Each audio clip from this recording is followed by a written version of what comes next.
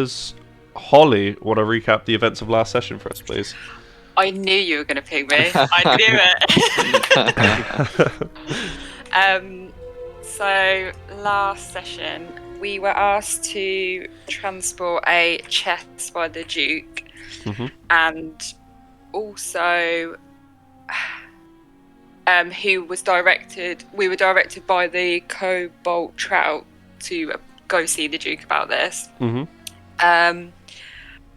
We decided to remove an owl bear from, it was a baby owl bear that was inside the chest, and we decided to very forcibly remove it and put it in a hole, trample it, God knows what else we did to it.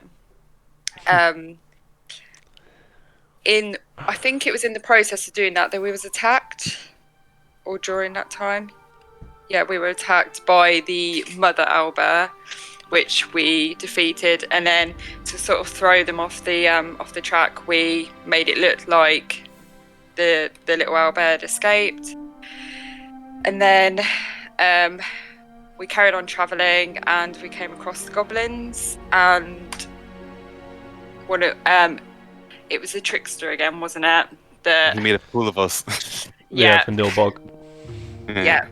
So again and again, we thought he was dead. No, kept coming back to life, and he escaped in the end with the owlbear, the baby owlbear, and one of the other goblins. So we did actually catch up to him, didn't we? The owlbear, the little one. And then the barge that we was meant to go on was on fire, and it was the guards that had all done it, the good people. They'd all the good guys. Yeah, the good guys. Goddamn good guys. And yeah, the elf that was meant to be transporting us, he was hiding in the bushes, and it was Nettles, wasn't it, who spoke to him and brought him back to the party. And I think that's where we left off. When Nettle introduced us, he realised who he was, and he didn't seem particularly happy about it. So yeah, I think that's where we got to, didn't we? Yeah. And then my amazing storytelling skills. No, yeah, that's perfect. So yeah, we will, open the curtains, I guess. Back on where we left off was just as the barge had been found to have been ransacked by the Lycan guard. Zack was sitting in the bush, and then the bush started to speak to him. Zack's like, "What the fuck?" Sorry, Nettle was like, "What the fuck?" Turned around, and there was a guy there smoking a cigarette. Who was like, "Is this has this got anything to do with you?" And Zack was like, "I'm not sure. Maybe. Who are you, strange, mysterious man?" And the guy was like, "Oh, okay. I'm the contact. This is my badge."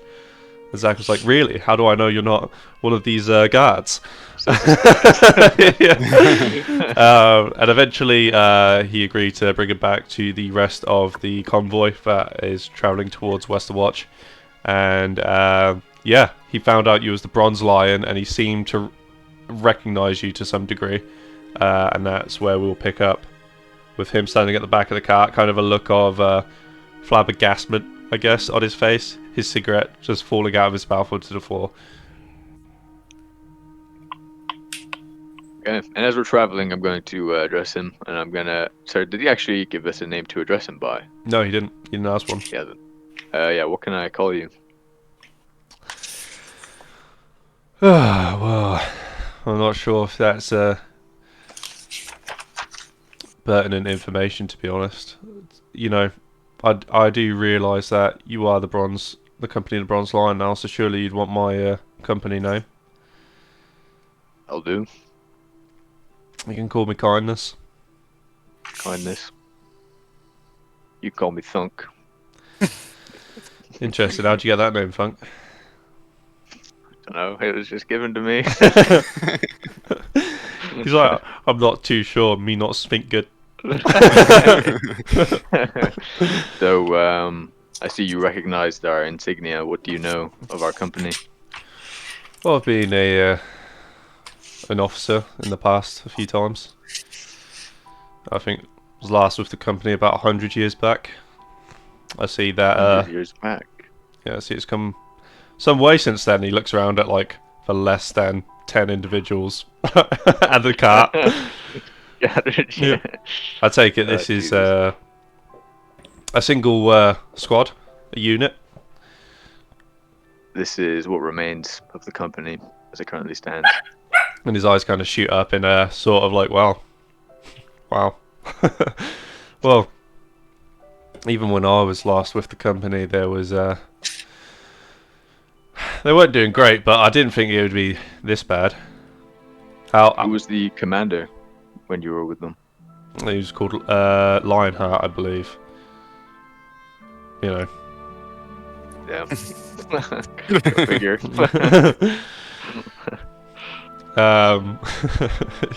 Kind of picks up his cigarette out of the wet grass at this point, looks at it, throws it back down, grabs another one out of his box and relights it. Oh, it looks like I can't seem to stay the fuck away from you guys. I mean, doesn't matter how far I travel, you guys always seem to come back to me. You can kind of see him make a small curse under his breath. He's like, right, so what's the plan then, Funk?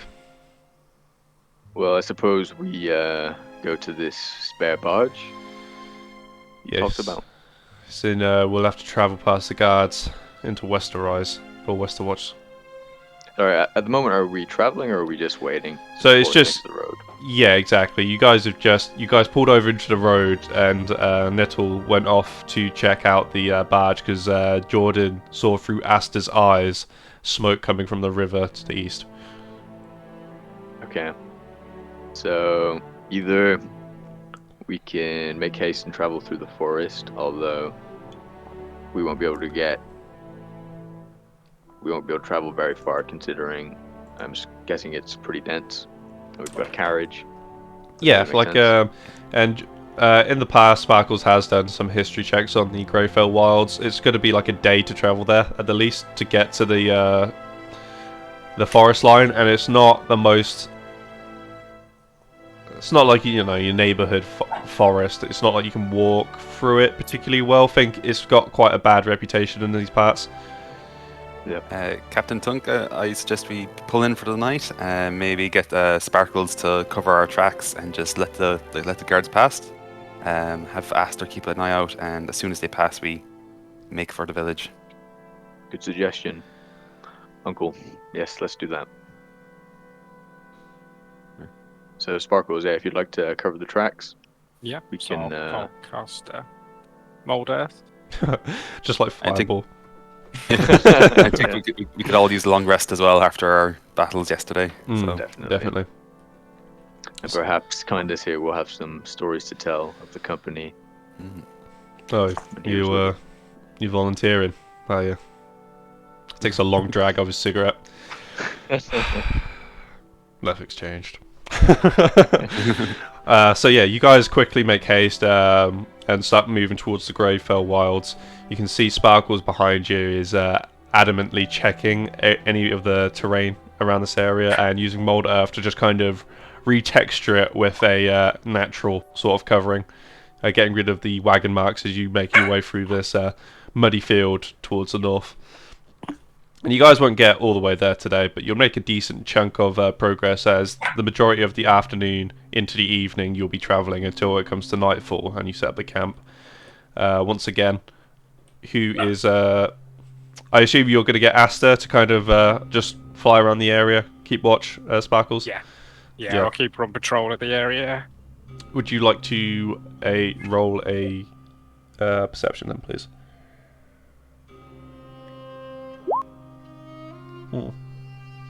Just to confirm, we're just planning on just kind of waiting in the forest for the guys to pass. You guys are a good 8 hours off the road. Like it's not going to be like they're going to okay. see you. You know, you Okay, cool. yeah. Yeah. Like you guys are, we know we're there, kind of so. yeah, exactly. Like you guys aren't in the most civilized part. You're in a big open field. But as I say, it's not going to be like they're going to look to the right of the road and see you. Just crouch behind a tree. Cool. Yeah, so you can actually make that with advantage, Jordan, due to Asta being a owl. They have keen sense of eyesight and hearing. So just roll again, yeah. Yep. Yeah, 15's good enough. Like a very evident aerial sweep of the area, and there are a few animals about, but nothing that seems to be posing a threat. Everything's kind of going on its day. You see a few of them do stop, like deer and such, and like turn their heads, and they keep their distance, but they're not approaching you. Oh, if it was the if it was Asta as well, she's got +3. Oh, okay, so I that's think it would've 17. been- Yeah. For the purpose of, obviously, Zach isn't here, but Nettles is like kind of pottering Yeah. around the. As long as you're not sending him on suicide missions, yeah. Let's just. I just want to ask him to go on like a little Oh. hunt, see if we can bring back maybe some rabbits or something. Cool. Do you want to roll a survival? And I. Oh God. Sorry, there's stuff happening outside, so she's on 1 at the minute. The way that Holly put her hand to her mouth there, I thought it could have potentially have been Holly.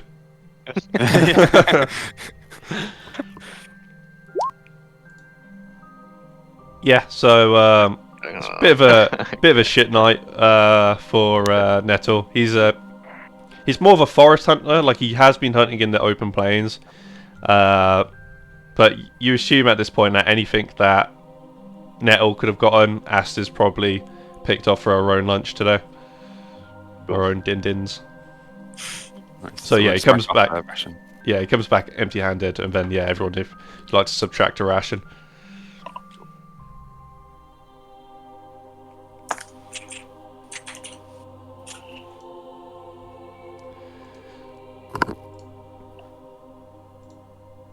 As you are all sitting around this campfire. Well, actually, would you light a campfire? Or would you keep it a bit darker? We would dig it down to the ground. So we have 2 holes. So it's kind of like a survival like campfire. So it doesn't show any light, but like it's kind of dug in and yeah. less smoke. And I assume So that's one. Sparkles would be in charge of getting that hole done now that you guys realise he can manipulate the earth to a certain degree. And like, I think that's He's been an earthbender, basically. it's quickly become his most used spell, where it's just like, okay. So yeah, Mold Earth is a fucking great spell. So yeah, you see him almost create this small like kiln kind of structure. So where you got a fire raging that is visible to the guys around you, but it's facing directly to the cart, so it's not something that you can see over miles. And it like funnels the smoke through the small hole, which kind of limits that visibility as well. And as you guys are sitting around, and Treacle is quickly taking what food that you guys can provide him and making something of a meal out of it. Poet's actually going to come over to you, Commander. Sit down. He's like, right, I've been doing a little bit of research on what you asked about the strongholds that we once possessed in the past. And he kind of opens to a page that is near the back of the book, but not too, like, there is a handful of pages between the current entries and then. It's like, about 100 years back, we had a stronghold in the kingdom of Dietrich to the south. Dietrich. Yes. Can you remind me where that is, please, Poet? Yeah, so it's in between, let's think, Oakenbolt, the Rovna dynasty, yeah, that kind of direction. I see. Okay, go on. Yeah. Like, potentially it might be worth grabbing a map on that region if, next time we come into town. But yeah, the kingdom of Dietrich, but that was hundreds of years ago. And if we look further back, like, I'm struggling to read this entry, but I do believe it's saying that we also had a stronghold in the kingdom of Nomadia thousands of years ago. Obviously, I doubt we have any claim to these lands as of yet, even if they still stand, due to the passage of time. And this stronghold in Dietrich, well, do you know what kind of position the company was in at this point? Were they flourishing, or were they in a comparable position to us now? They weren't. They wouldn't have been. It wouldn't have been the height of our strength, Commander, but they would have had more than people than us. Yes, probably in the hundreds range. Okay. And how do I spell Dietrich? Die. Trich. Yep.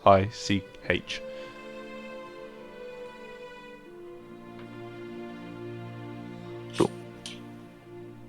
Oh, just a quick reminder. In the pinned messages, I believe someone set up a Google Doc. Yeah, we can't edit it. I think Zach has to give us access. Ah, I see. Okay, well, yeah, you guys, I'll bring that up with Zach next time I see him, and then we can continue from there. I'll just make notes here anyway myself. I'll just open up a normal document. Yeah. Yeah, cool. I'll continue to, you know, do some research on this, Commander, but I think that's probably, like, going to be it, honestly. I'm honestly well, shocked that I found two.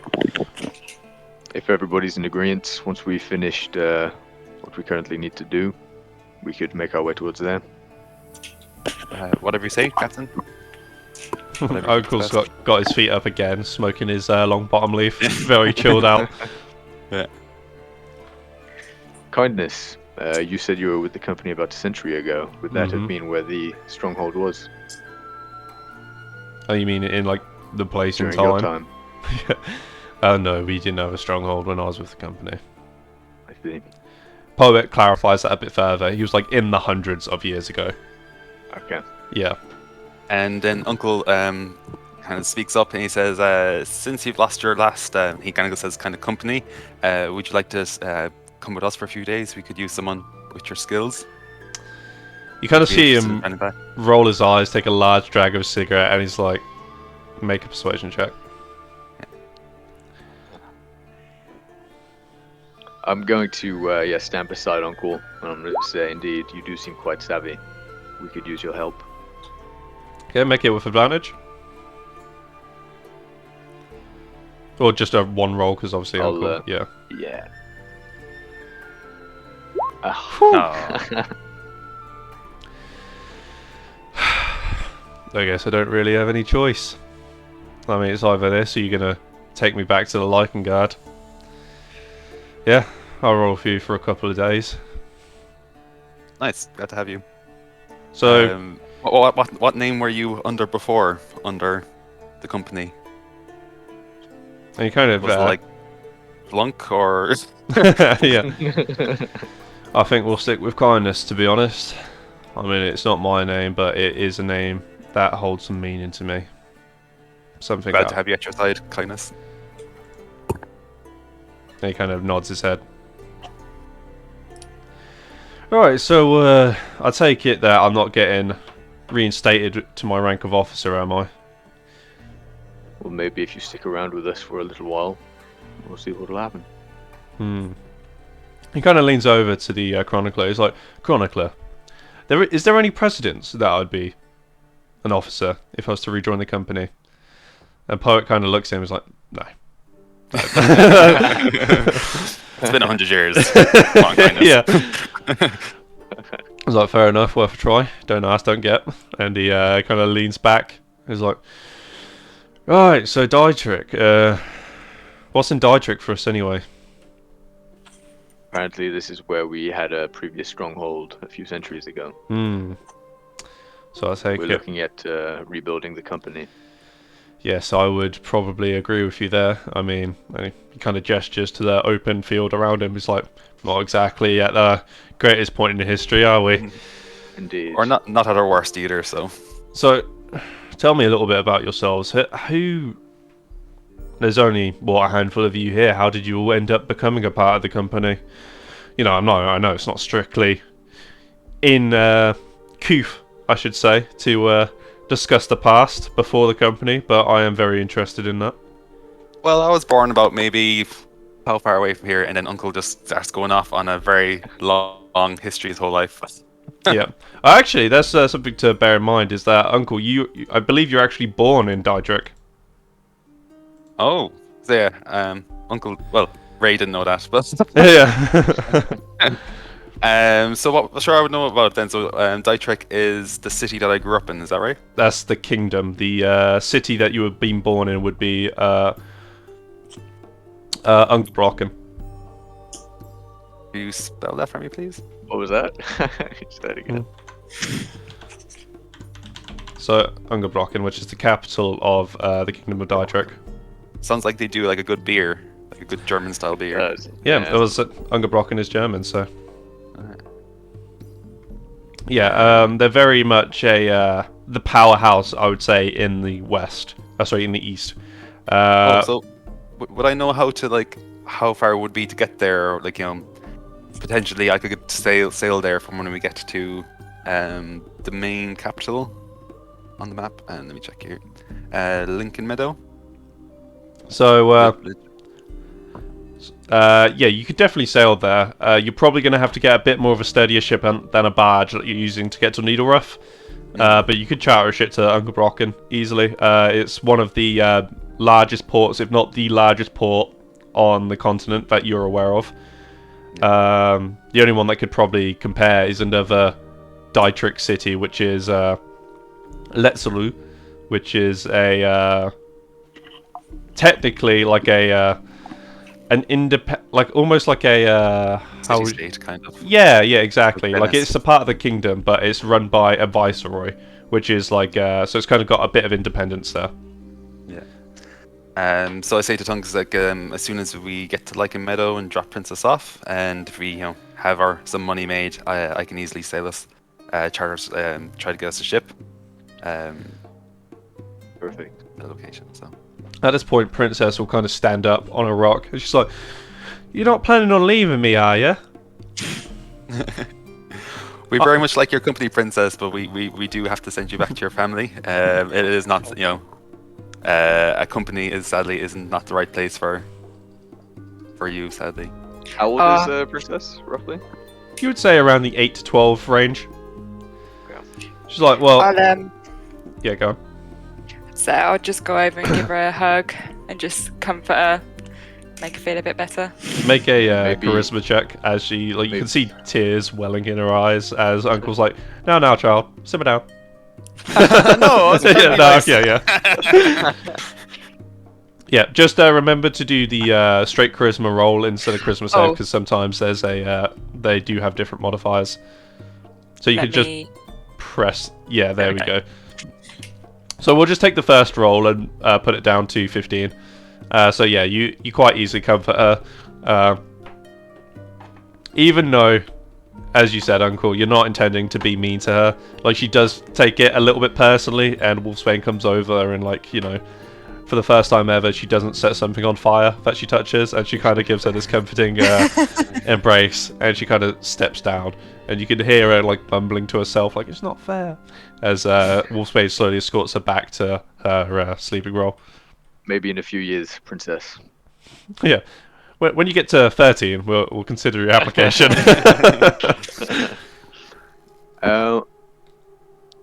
Kindness. I don't suppose you've heard of a place called Red Eye Rook. No. I see. Should Do you I? know anybody that would know much about history nearby? Nearby, I mean, whew, he kind of like gestures over at Poet. It's like, that's probably your best bet, honestly. Use the Chronicler. Maybe it's worth looking at in the Lycan library, but you'd have to get access to that, and for that to happen, you need to get on the King's good side, which I don't think is currently the direction we're going in, considering two dukes are potentially, not the best pleased with us currently. Mm-hmm. I do agree, though, if we are carrying on our current path, I don't think it would be wise for us to stick around in Walter Glen for the time being. We've pissed off some very powerful people recently, and we just need things to calm her down a little bit. Agreed. I mean, I can have a conversation with the my contact in Needleruff, try and get us moved more towards Ravenbrook. It's a country next door. It's on the way to Dietrich, and we can hide out there for the time being. You'll love it. Would be appreciated. Lots of brooks, lots of rivers, lots of lakes. Hey, you fish, don't you? And he kind of points at Horns, and Horns just kind of exhales steam through her nose and turns away. Right, making friends.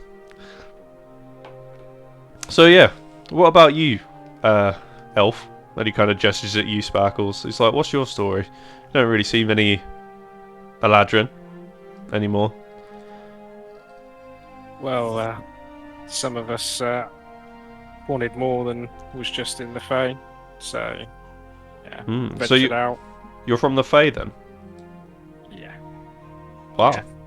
I don't think I've met a Fae elf for ever. I mean, Wow. most elves don't come from the Fae nowadays.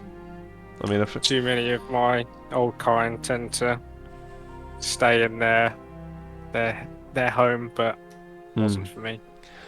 So, do you know? Are you familiar with Oberon then? Who was that? Sorry. Make a history check with advantage because you are from the Fae. So,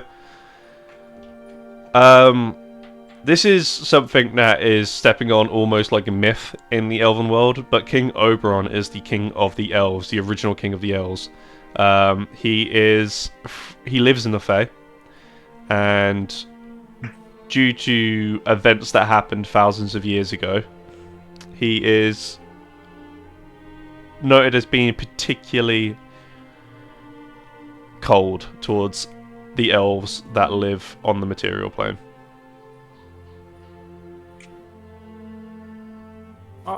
I've heard stories with him, but not someone I've ever met. So what was that interaction like then? Was you... Like, what sort of bearings do you come from? Like, I'm just interested because, ever since the last 1,000 years, no one's really crisscrossed from the Fae that wasn't incredibly loyal to Oberon. Well, some of us want adventure, and for me, I wanted to learn, but being stuck in the same place day in, day out, that was not a flourishing kind of area to be in. I think we have a lot of common, you and I, Sparkles. I mean, I'm not exactly, from the Fae, but I think staying in one place isn't really good for the soul, as it were. Something that you would know, being from the Fae, and you can do some more research into in your own time if you want. But there is a space in the Fae that is incredibly like Arctic weather almost, and it is related back to King Oberon. You see, he's an Eladrin like yourself, and all elves are intrinsically linked to him. Even though he is just a king, just from where elves come from within the world, he's almost like a demigod. Like, all elves do have this connection to him, and it's said in the past where elves used to be quite merry and life, and used to not really care about too much of the politics of the world. Ever since this event that turned Oberon's heart cold, they've been a lot more serious, a lot more akin to Tolkien elves, where they take themselves quite seriously and flow with disgrace, and that's because Oberon felt slighted by the elves that crossed over from the Fae into the material world. When he called them home, they decided to stay.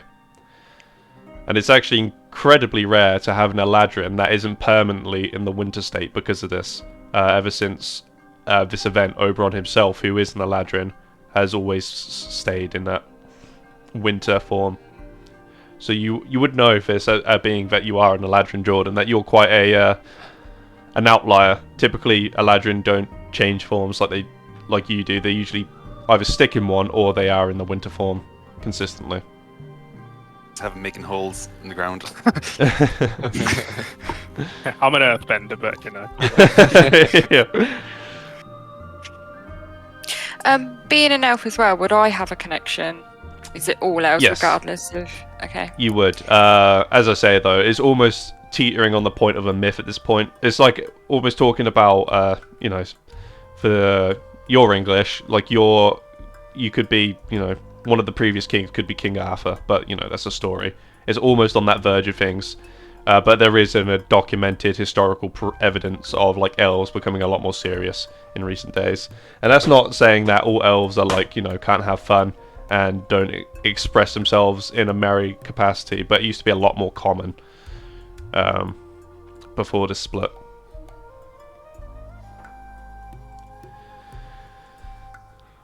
What about you then, Commander? How does someone like you end up in the charge of the company? I was the vice commander prior to previous commanders passing. We took on a contract to slay a beast, and it wiped out the majority of previous company, and thus I turned to the next commander. Well, that's grim. Yeah. How long you been the commander? Few days.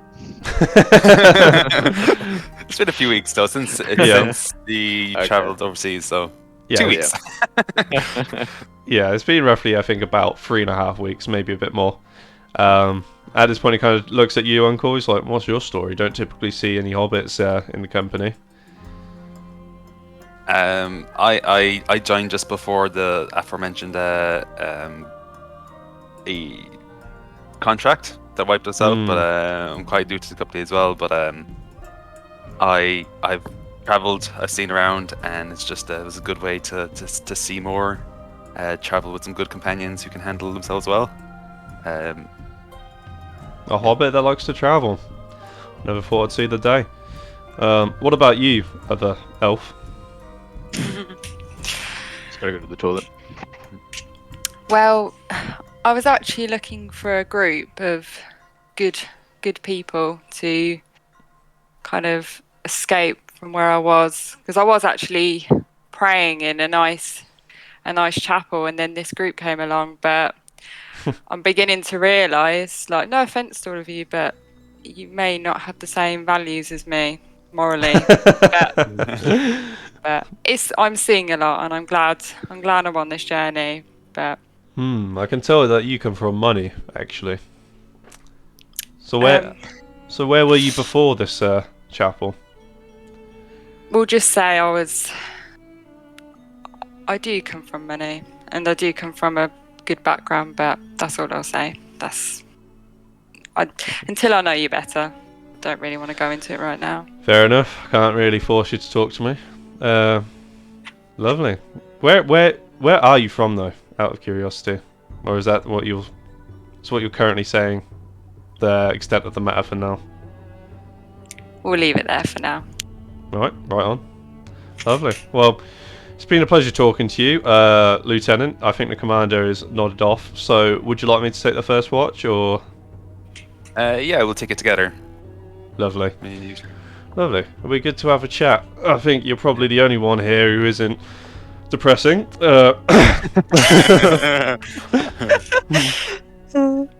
Wait until after 12. I'll get into a few. Yeah. He like starts pouring his heart out and all crying. Lovely. Who's taking the second watch in that case? Sparkles and Wolfsbane. Would you mind taking the second? Of course. That's fine. Lovely. And he goes to take the first watch with you then, Uncle. Yeah. Got a solid 20. Nice.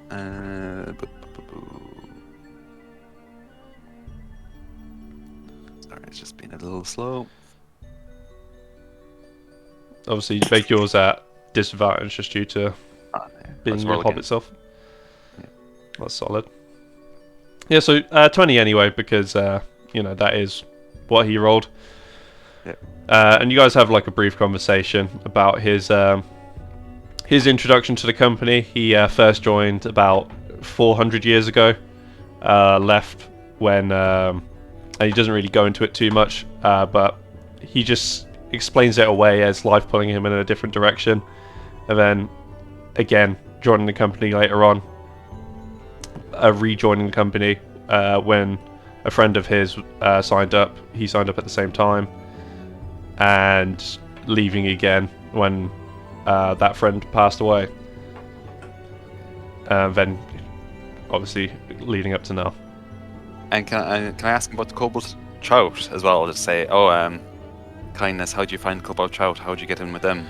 It's not really me finding the Colbalt Trout, to be honest. It's more that they found me. Needed to put some coins in my coin purse, and they were offering good money for little work. I'm sure that's what attracted you to them as well. They do have a monopoly on the east and the west flow river within World to Glen, but they're not the most powerful company in Ravenbrook, where a lot of these syndicates tend to be based. A lot of these smuggling organizations, I should say. And how about leaving that gang? Because I see you have a tattoo. Would they take kindly to you traveling with us for a few days, or even farther? Or well, considering current circumstances, they don't really have a choice. I think they'd rather have me keep an eye on this cargo than not. So, yeah, that's good. Cool. And the night slowly passes away. 4 hours go by. No events. Nothing on the horizon. Again, you guys have a pretty good lookout. You've kind of made adjustments to make sure that you weren't completely obvious in terms of your cat and such. And it eventually gets to Wolfsbane's and Sparkle's shift. Could you both play a perception check for me, please? Oh, didn't mean to do advantage. That's okay. I mean, you can do advantage if you want, but I assume Holly would like to make a roll for that exact reason. Ooh, nice. So yeah, again, like you're pretty evident that there's nothing coming towards the camp. You guys have made efforts to conceal it, and Wolfsbane, you finish like tucking in Princess before going on your shift. Sparkles, your book reading is interrupted, of course, and then you go over as well. Anything you guys would like to discuss whilst you're on watch? Sparkles, are you a religious man? I'm not. No. I believe in the power of myself, to be honest. I don't believe in... there may be a god, but I don't believe it affects me. What god is it you worship? She is known, or he is known as the god and goddess of night and day. So, I mean, I look a little surprised that Sparkles has no religion at all. It's quite unheard of for me. For the people around me, everyone is religious. So, this is the first kind of contact I've had outside of religious circles. And that you'll find that like the world over. It's like most people at least attribute themselves to one god in particular. It's not unheard of, but it is exceedingly rare. Typically, though, if that person isn't religious, it tends to be some sort of wizard or sorcerer, because they do have this sort of almost not inflated ego, but they have a lot of confidence in their ability and their prowess as individuals, and tend to not. It's not that they say there's not a god, but they just tend to not get involved in it. They're like, it's like, that's not really interesting me at all. What I need to concern myself about is my own development. And that's why wizards get to the stages that they are, is because they are so single-minded and so resolute in their devotion to the chase of knowledge and arcane prowess. Okay. Where do you draw your power on then? If you don't believe in anything, how... I don't understand. But you're wrong. I believe in myself. Great study, practice. That is the way, really. I've got where I am, true to myself, and I'll carry on doing that way. I don't believe that anyone can factor my own path apart from myself. And what you say? Why is it you follow your god? Sorry? Why is it you follow your god? I mean, there is nothing else. That's all I've known. There is no. Without God, what's the point? Like, who? There's. Where would I Yep. get my power from? Wolfsbane's I don't- like, yeah, you're right. Loses all her powers.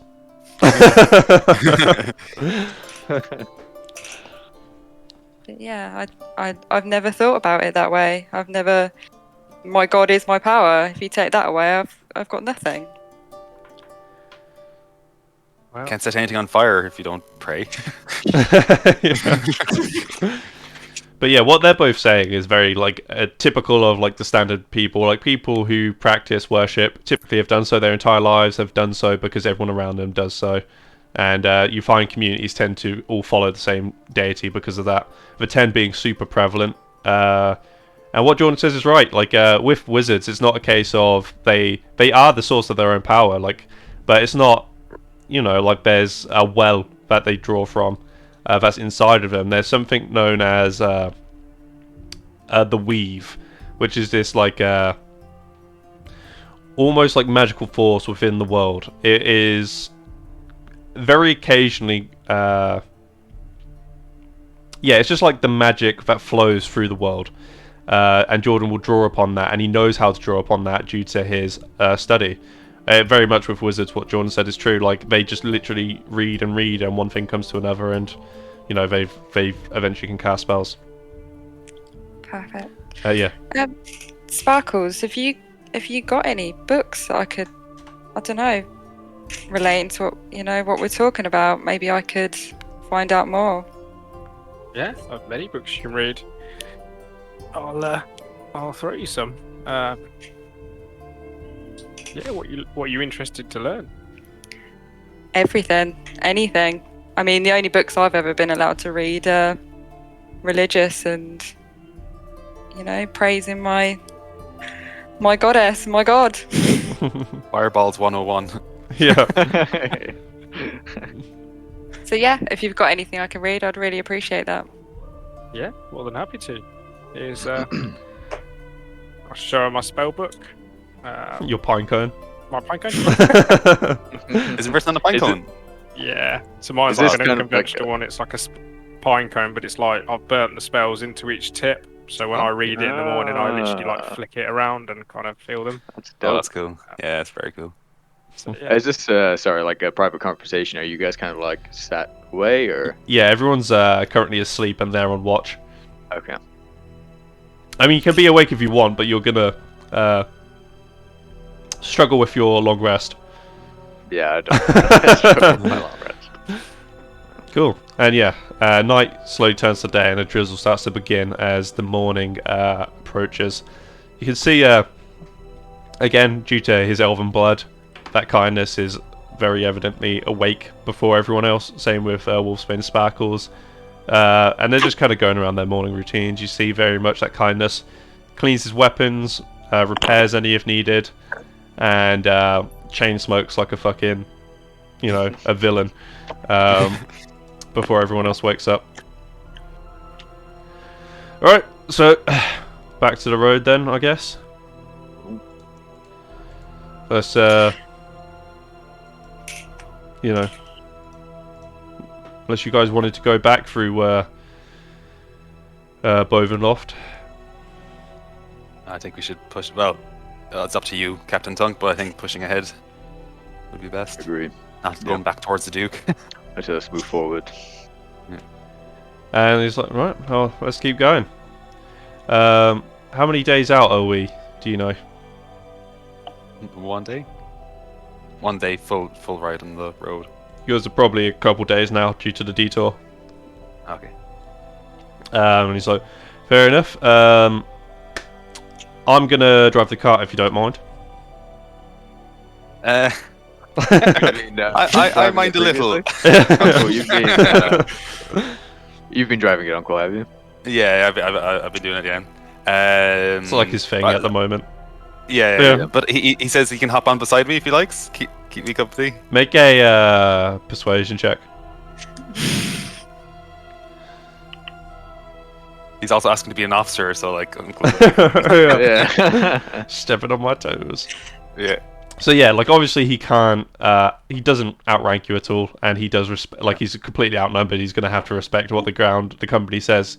But he's like, no, I'll just be over here by myself. Ah, good. Puts another cigarette in his mouth and starts. He like stands a good 40 foot away from the cart, but he follows along the same direction. As you guys finally make it back to the road, you can see now that the strangely the chest has become a lot quieter. You can still hear sounds of movement from time to time, but there's no more of these screeching howls or other cacophonous sounds that erupt from the chest. Can we ask Treacle to take care of it? Just kind of make sure it's well fed and okay and all that. Maybe a bit of water. And all that Clean. stuff. Yeah. I'll do that.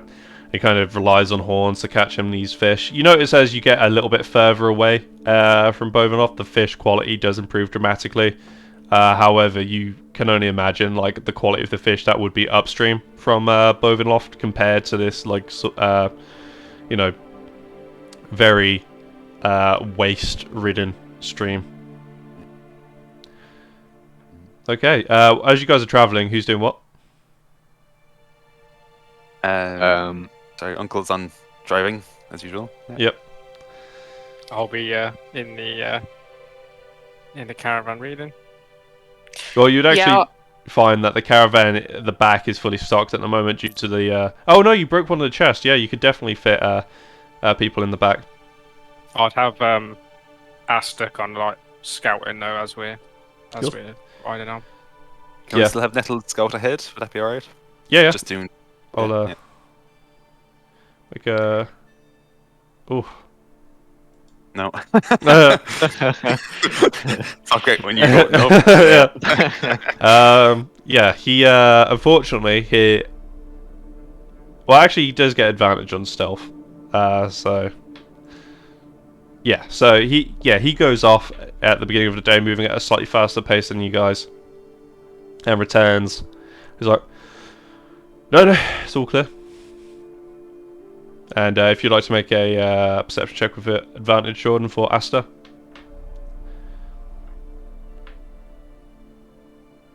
Yeah, so that's what, 20? Yeah. No one seems to be bothering you. The night before, Asta would have clocked when the soldier platoon did move through the road, where the space where you were. Didn't seem to stop, didn't seem too interested in stopping and looking for clues. Obviously, you're quite far away from the broken chest, so you never saw how that played out. But where they don't seem to be following you to any degree, which is good. And you guys make it back to the road and start heading full speed for Westerwatch over the next couple of days. If everyone would like to take 2 rations from their inventory. Sorry, with the long rest, Yes. do we get a hit dice back as well? You get half of your expended hit dice back, yeah. Is Horns' fishing yielding any results in terms of rations? I will see. You can ask her, and she will go and fish. And yeah, she gets enough for a day's worth of rations for you guys, but that's still 1 ration you'll have to subtract from your inventory. Okay. I am out of rations. I have 10, so I can give you 5, and I'll just mark off 5 myself. Here. Thank you, Uncle. Kindness kind of seeing this interaction speaks up from the 40 foot away. It's like, as organised as ever. They kind of gives you a thumbs up as you guys finally make your way towards the outskirts of Westerwatch.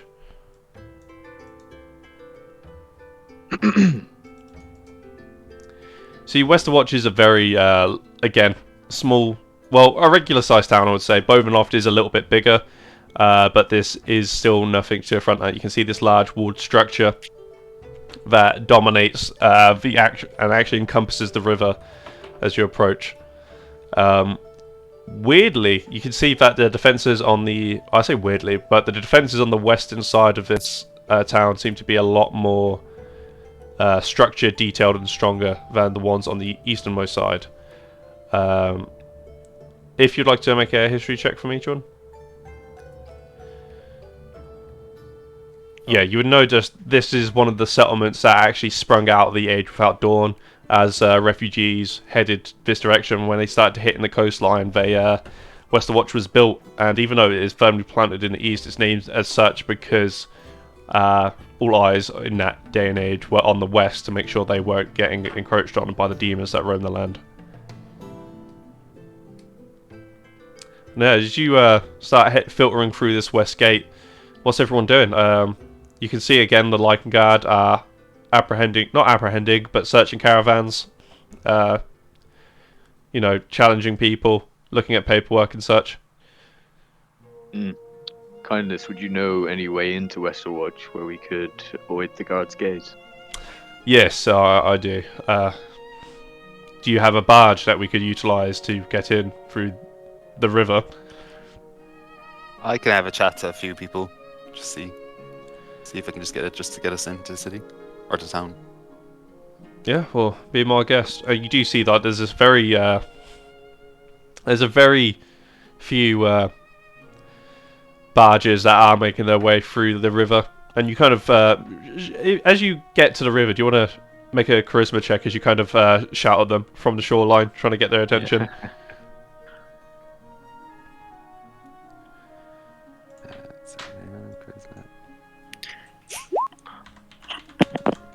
Not rolling well today at all. Yeah, and as you're shouting, I hear Uncle's voice in the distance, and I kind of shout some words of encouragement as I inspire you to reroll that. Yay! Lovely. 18. Yeah, so you can kind of see Uncle be like, "Hey, hey," waving, like his hand just appearing above the small embankment as he went down it, to no effect. At that point, you hear this inspiring speech come from Funk, which sounds like, You think put me on your cool. shoulder, maybe? Yeah, get see on my it. shoulder, Uncle. Yeah. And yeah, a lot more success. One of the canal boats actually makes its way over, pulls up, and you see once more a small dwarven figure followed very closely behind him is this figure that's it's not even 3 foot high. It's you can see it's a gnome. And they kind of stop. It's like, "Oi, how can I help?" Well, cousin, how's your days on the water been? Yeah, good, thank you. Good. It's good to actually finally get to Westerwatch. Yeah, it was a long journey. From Mm, Broken Loft, I imagine you're coming from. Yeah, That's where you came from, really. yeah. It's I over mean, the river. you be correct. Yeah, and so like Uncle's just going to try and make small talk for a while, have a chat, and then maybe just ask, can we hop on the barge then, eventually? Cool. Make a charisma check for us, please. Oh, Now, why would you need to hop on my barge? I mean, the gate is just there, young lad. we're on a secret mission for the Duke of Bovenloft. We have a chest, and we just... Yeah, it's just a secret mission. That's what I'm gonna say. Make a deception with disadvantage. Oh. Oh, it's not a deception. That's very true. 30. Oh. He kind of looks at you, takes a puff on his pipe. He's like, Also, Well- can I just say I have ship's passage, so maybe just pop it into the chat there. Does they have advantage or anything on those kind of things?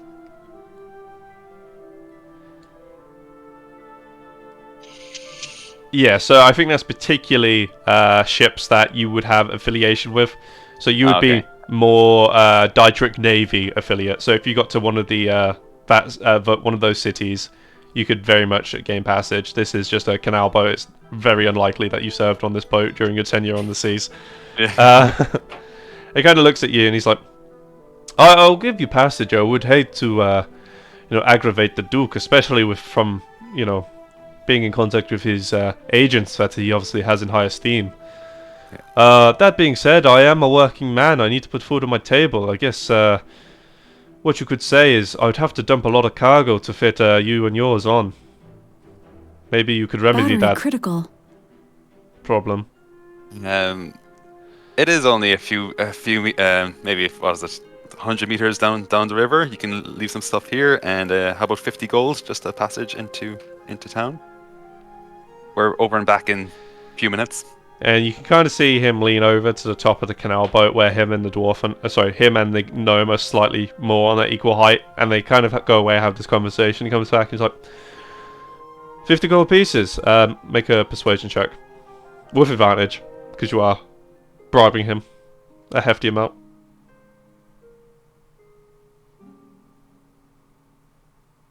Sorry, what was it again? Sorry, it was persuasion, yeah. Sorry. Persuasion. Oh god damn it, I'm doing so bad. He's like, make it 60. Yeah, okay, we can do it 60, but I just say yes, so yeah. Alright, Goblin, do you want to move some of the barrels onto the shoreline? We'll come back for them, hopefully no one will touch them in the time being. And you can see this gnome start rolling these barrels out from underneath the decking. And are you guys going to help in this process? I'm just going to slip over to Sparkles and just say, could you please deploy Asta just to make sure none of the guards are alert to our presence? And once he's done that, yeah, I'm going to help get the stuff off the boat. Yeah, and Uncle will be helping as well and chatting away to everyone as he's doing it. I'll speak to Asta and make her fly off, and then I'll get back to reading my book and ignoring them. Just in the car, so you're not. Yeah, I'll just. I think I'll leave you guys to it. I'll just stand back because I don't want to get my dress dirty. As you guys, do you want to make a perception check with advantage for Asta? Yeah, can't see any Lycan making this way over here. I assume you guys went a little bit back from the gate, so it's not like you're up against the wall. We're not like just around the corner. Let us in. And as you they load the last barrel of whatever it is off the canal boat, the dwarf turns to you. He's like, "You're gonna have to leave your cart here. Like, we can't have that on here." So will we? So I speak to Tunk. I just kind of go up to him, kind of whisper stuff. So we just bring the chests and goods on the barge, and then a couple of us just go through the gates as usual. Well, considering we'll be traveling the rest of the way by barge anyway, maybe it makes sense for all of us to get into Westerwatch and then just switch barges. Yeah, sounds good. That is. We're looking for a barge once from here. Yes, yeah. So we're just trying to get in. We'll probably have to ditch the cart regardless. So. Could we sell the cart anywhere? Is it worth anything? I'm sure stables would take it in. Would we not? A barge are quite big though. You could fit a cart and a horse on a barge. This is a canal boat, so think. Okay, small. Yeah. Okay. In that case, I'll stay with the goods. Me and Nettles maybe stay with the goods, and then if you want to head into town, and I'll meet you there. Cool. Nettles will speak up. Actually, it's like, I can go in with Poet Cook or Treacle, sell the barge, the cart with the horse, and add some more funds to our treasury. Perfect. Unless someone with a bit more charisma than I wants to go in. Yeah, I'll accompany Poet. We got 3 golds for this card. Yeah. Cool. Yeah. So yeah, you guys all get all below decks. Wolfsbane, did you say that you wanted to go on the barge as well? Yeah, I'll stay on the barge and I'll take Princess if that's a safer route into town. Yeah, absolutely. And you can see that Princess is like looking around with these eyes of wonderment. She's never actually been on the river before, so this is like a new experience for her through and through. Whilst you guys are just like this, it's fucking canal boat.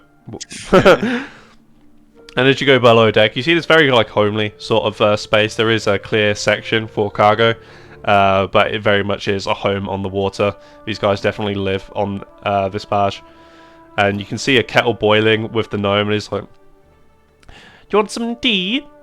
Oh, love some, please, cousin. And he starts pouring everyone a cup, even though only Uncle responded, and he passes them all out. I said, when was the last time you had your ship blessed? It's very good luck to have your ship blessed when you have a... Aye, Levigus would be a great blessing to have. It's not been some time though. And I was like, yeah, look at Wolf's Bane. Yeah, you kind of like push her forward. Yeah. It's I say to her like this is it's customary to have a priest bless the ship, even a small one on a river. It is just seen as good luck, so I think they would all appreciate it. Our cousins here would help. Okay, so I start walking around the Sacred small flame. boat. Sorry. Yeah, just burn it all to the ground. Sorry, you said. Yeah, sorry. To bless it, what would that normally look like, or is that up to me? Yeah, What it's that- 100% up to you. You can bless it how you want. So I'm just looking at what I've actually got on me. That's all good. So- What's everyone else doing in this time? As they're kind of just like sitting and lounging around, chatting on the boat.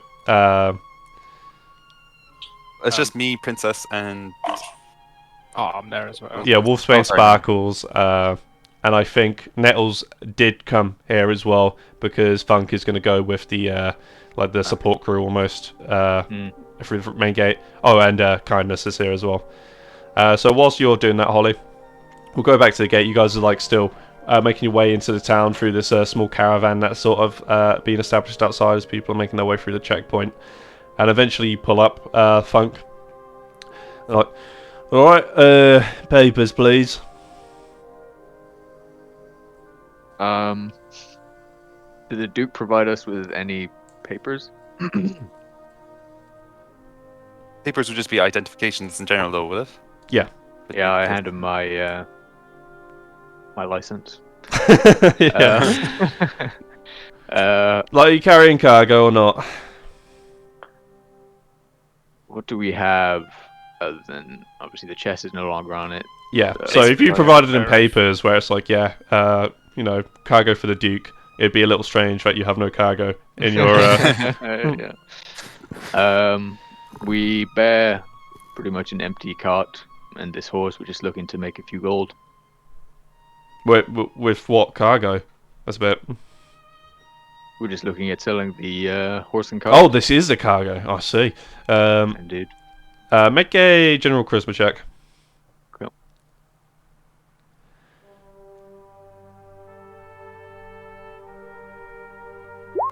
So yeah, like it's a very strange conversation for anyone to actually see because this guy is almost becoming chummy with Funk, but Funk this entire time is speaking in this monotone, sort of very direct fashion, and weirdly it's working. Hard times.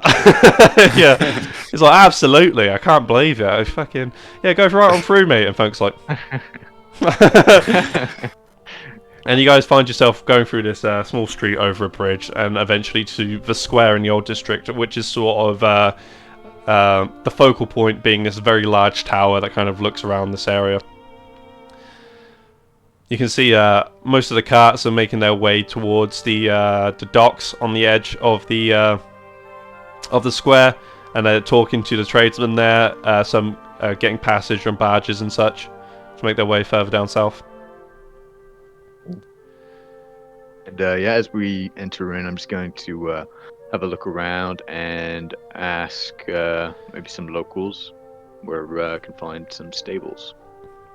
Yeah, and they'll direct you to this large building over here, and they say, "Yeah, you wanna go there if you wanna, you know, stow away your cart." To give a little bit more detail, this area is very much, again, stone buildings within the city walls. Sorry, the town walls. Smell here is quite fresh. Weirdly, the river does have this overwhelming sense of salt in this area, though, as you guys are nearing the ocean at this point. Cool. Yeah, we head to the stables. Yep, and sure enough, you find a stable master outside. So, hello, how can I help you, sir? Yes, we're just looking to get rid of our trusty horse here, as well as the cart. Oh, I see. Why would that be? Hard times. He says in his like full suit of chainmail. Right. Okay. Well, you know, I'm not going to be able to give you full value. I mean, just look at this, and he's kind of like poking his hand through the bolt holes in the side of the cart, Like on one side it is actually like incredibly peppered and worn from like the amount of fucking fire. He's like, the horse is in good nick. She hasn't had anything wrong with her, is there? No, perfectly fine. Uncle actually went on the canal here because he couldn't bear to witness you sell. Yeah. Oh. Yeah. Yeah. It's like, right, how much you looking to get? Would I know how much generally a horse and a cart would sell for? Yeah, I'd say so. So, a draft horse like this, 50 gold pieces for like a brand new, very well groomed horse. A cart, probably like 15 gold pieces. However, in most cases, when you're selling something, you're expecting about half that value returned to you. Hmm. And we definitely could have got Buttercup, by the way, because he said like the barges, they're not big enough. Is that right? Well, it's up to you. Like, if you wanted, you guys haven't really spoken to Kindness about his barge in particular, but on the canal, on the canal boat, they obviously wouldn't be able to be kept. That's just get into the city, though. Yeah, that's Get into correct. this village, yeah. Well, you have the ability to communicate with people through telepathy, don't you? Just 30 foot. Oh well, you got Nettle here, Well, I who can has a talk bracer. through Zach. Like, I'm gonna Yeah. keep them updated on the situation. Yeah, As Uncle is like drinking his tea, he gets all like teary eyed. just spits it out. He was like, "No, I can't do it." Just give me a Listen, price very good. Yeah. I could put forward a proposal that we sort of pawn Buttercup. I think we You should keep. disgusting creature. Yeah. So if I can get the brace, I could talk. I could say, can we sleep on it, and just see what our plan is with Kindness before we go and selling. Well, you Yeah, can speak to if the Kindness. barge He's can sitting fit. across from you, Uncle. Who is sorry? Kindness. Oh, Kindness. Yeah. So Kindness. What's the plan? I go to some quiet place on a small boat where we can like kind of whisper to each other. I'm just saying, how big? I know your barge was burnt down, but for the next one, how big would the barge be? Can we bring our company? Yeah, seen our you cart. can definitely bring the company for sure. The cart won't fit.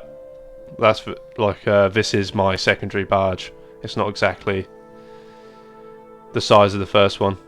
Yeah. And how about our horse Buttercup? She's a good horse, whereas the cart is more easily replaceable. You can kind of see him wince, and he's like, I'll make shovel any.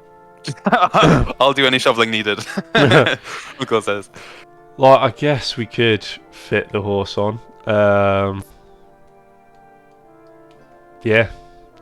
It will literally, that'll be it though. Like, we're near enough sinking my barge with this amount of payload.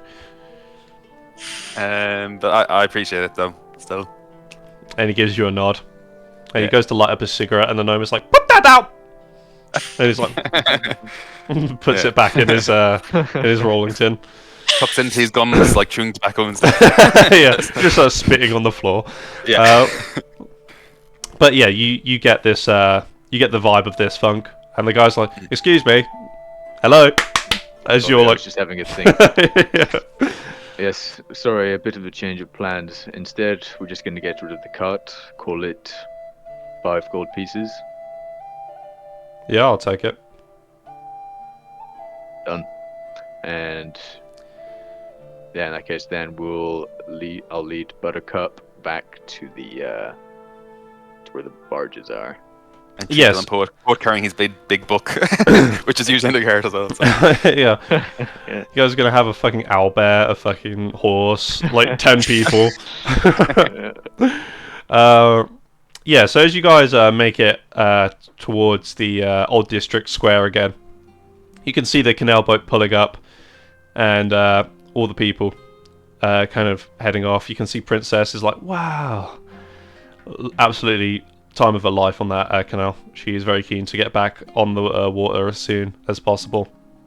And you can see you see Funk making his way towards you with Buttercup from the middle of the square from the tower direction. Cool. Everyone's just like, beep Bob, we're not criminals. Uh, Sorry, you broke we up there best for be me. make haste. You're breaking up there for me a bit. Could you say that last bit just again? If that's all right. no, I was just saying. Boop. Yeah, We're not robots. Or we're yeah. not. Everyone meets up, and Kindness says to you guys, "Right, I'll go get the barge. I'll have to meet you outside of Dusk End, though. Is that okay?" Today, like this evening. No, I mean like the place. He kind of says like on that end, No problem. Yep, cool. Right.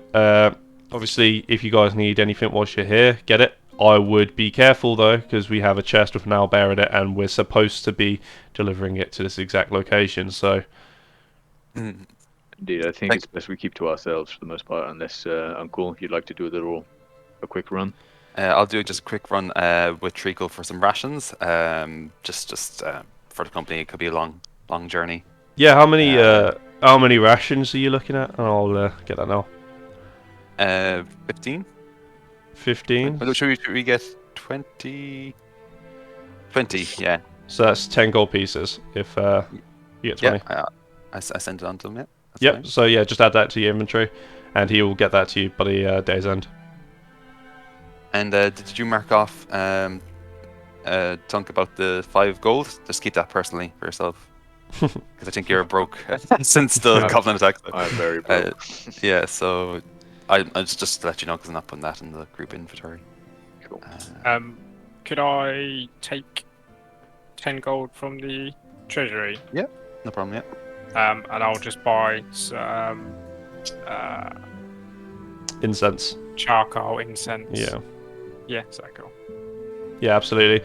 You head off into the odd district as well, and quickly enough you find this corner shop that seems to sell alchemical supplies, and you buy just that herbs and incense that you need. And one last thing, Uncle just wants to get a knife for kind of like just a small kind of. I'm not sure if you would have a knife already, but just for kind of like whittling and stuff. So just like a small, sharp kind of paring knife. You Yeah. can just pick one of them up in the general store as well. You go to a smithy for that, but you are in a town. There is one here on the market. 2 gold pieces, he says, and he'll sell you a knife. Yep, easily enough done. Everyone thanks you for your business. Sorry, was you going to say something, Holly? Yeah, I was going to say, are we all staying together, or can I take Princess for a walk along the canal just while we're waiting?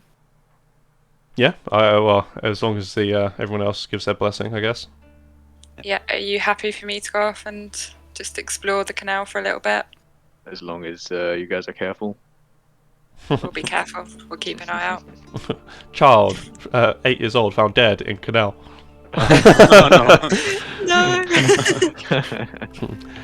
Yeah, so very much she does that thing that kids do, where they kind of like tightrope walk on the edge of the embankment along the canal route going east. You guys don't really. Sorry, go on. I was going to say roll a acrobatics check for her. Okay, I'm now going to do that. Okay, shit, sorry. Luckily, she very much is very nimble as a kid. Is able to easily keep a balance and doesn't drown to death. So, but yeah, they're not really ever out of eyesight. Like folks just kind of waiting around the square, just kind of enjoying, for a little bit of reprieve from the elements. And they are just like on the edge of the square, like checking out the water. Horns kind of goes off and does some fishing. She's going to get no fish. And she is quite pissed off about that and starts drinking from her private stock of port that she bought quite some time ago at this point. And eventually, yeah, everyone reconvenes and they kind of look to you, Funk. Okay, well, as long as everybody has everything they need, let's go meet him at Dusk End. Okay. Cool. Onwards. And you guys walk from the old district to Dusk End and wait there on this reed filled embankment, just kind of waiting for a bar to pull up. And eventually you do see Kindness on this very, very small barge. You can see that he's kind of this definitely isn't anywhere near as big as his first barge, and it's actually only one-man crew. You can tell it's going to be very cramped on the way to Needleruff. And he kind of pulls up and he's like, all on board. Nice and cozy barge. Thank you kindly. Yeah, it's going to be a long few days. It's going to take us, I think, 9 days in these conditions. So I hope you guys have the, everything that you need. Have we got enough rations for 9 days for each of us? I've got 3. How much from That's a no. our time with Horns, like, can she roughly secure in terms of it's like one? Really depends on yeah. Oh, she can definitely supplement, and you can assume that she's going to be able to get a fair bit, but it's not like she's going to be able to guarantee you're going to be fed the entire time. Yeah. I might rush out. For some reason I didn't think it'd be 9 days, so I might get another 20. Okay. 10 gold. Yeah, so... Scuttles, he's like, 9 days! How much have we got between us, sorry? I've got 29 gold. The gold's kind of fine. Rations. We have rations. Oh, sorry. I'm using like the inventory, so we have like 460 gold still from our previous things, and I have 25 rations, so I'm just going to pump that up to 45. Okay, That should be alright. that should be enough for all of us then. Yeah. Cool, and you can kind of see this exasperated look on Kindness's face as, they did the whole thing where they've spent, the day out. So have you went to the toilet? And everyone's like, yes. But they get to it, it's like, actually, I need to go to the toilet real quick. And as Uncle is, like, scurrying up the embankment, you can see Treacle just arrived with the rations that was requested. And then Uncle runs over and is like, we need more rations! And he's like, goes back into town. And he'll procure you another 20 rations. Perfect. Are we ready to leave? I think so. I hope And West before Watch we didn't take leave- you too long to make the map, because Yeah. we weren't there very long. So, okay. Before we leave, I'll speak to Asta and send her off to patrol around the barge as we travel. Yeah, if you want to make 2 perception checks as you guys start making your way with this barge further down south. Did you say with advantage or just? Yeah, always with advantage because of our keen senses. It'll be 15. Yeah, I mean, it's not hard to spot anything, like, realistically, other than other barges, the only thing that's going to be approaching you on the river is, like, fish. There's not a lot that can really get to you from here. And yeah, you finally make your way now out from the end of the east flow out into the still sea, I believe. And yeah, you guys are gonna have to tuck in tight, as you can see Poet and Treacle on the other side are kind of getting this large tarp and throwing it over the barge to kind of help with the elements for the next few days. It's going to be a very cozy adventure. So what is everyone doing in these 9 days that's going to take you to get to Needle Rough? Can I challenge Kindness to a game of Dragon Chess? Yeah, absolutely. Interesting. And he's like, well, I don't typically find myself playing these kid games unless there's something that motivates me. And he kind of throws a bag of coins down on the chessboard. Yep, I'll match whatever you're betting. That's How much is it? Let's make it 400 gold pieces. Yeah. He throws down 10 gold pieces. He's like, I know it's a lot, but I mean, Yep, I'll play for 10 gold. yeah. And you can see due to not just Kindness, but a few other people who do partake in the tobacco, that they're almost hotboxing this entire tarp. You can see it becoming quite a sweaty, humid environment due to the weather outside and like the people inside who are still smoking. And yeah, he's gonna give it a go. If you'd like to make a dragon chess roll with your intelligence modifier. How do I do that? So if you click on your dragon chess kit proficiency in the bottom left, Yeah. it should ask you what attribute you want to roll with. And kindness runs circles around you. The first game goes, much to your dismay, very well in kindness's favor. He seems, he kind of almost sharks you in the sense that he's like, oh, it's got to be a couple hundred years since I've played this game, and then he's just like absolutely smokes you. And yeah, he takes that 10 gold pieces, and he's like, thank you, this will go towards my tobacco fund once we make port. Can I say double or nothing? Make a persuasion.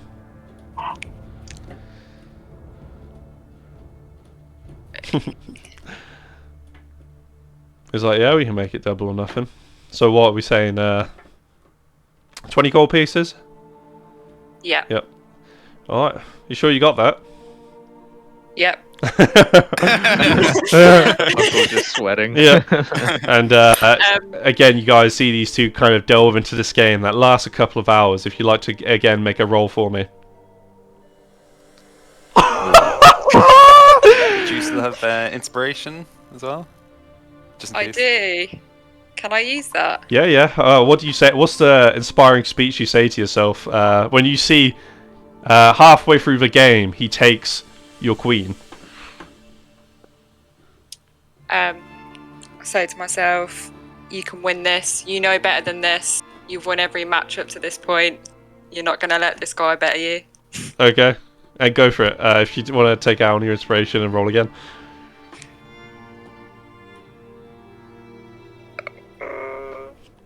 It's a very tense game.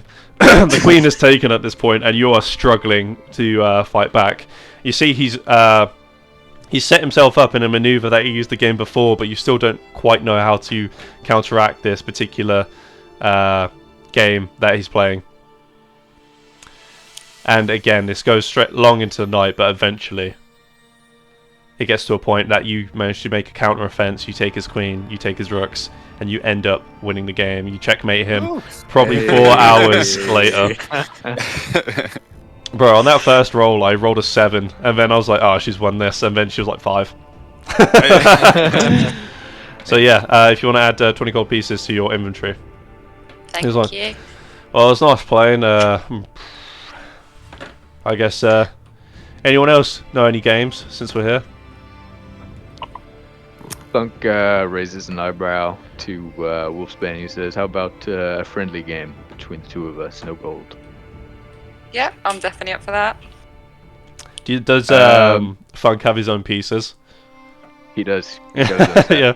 You can see whilst people kind of went around and did their own thing while you guys were playing chess or dragon chess, Funk was the only person who was there at the side, kind of like scratching his chin, looking at how this game was going.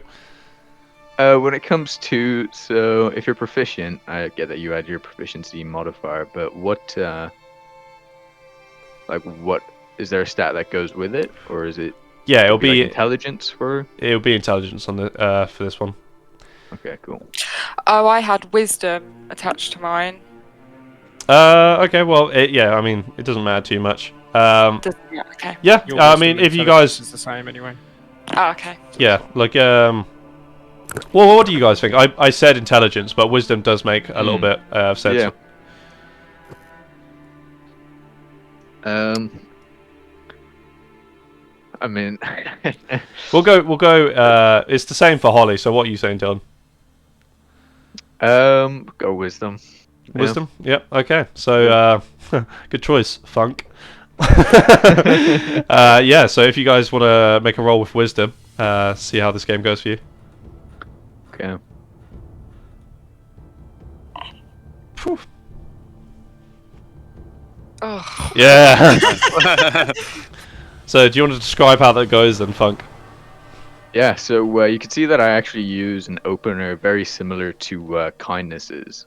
And however, where Wolfsbane bested him previously, you could see that Malaki was very much familiar with this opener, and he was able to plan ahead to counter what she'd done before.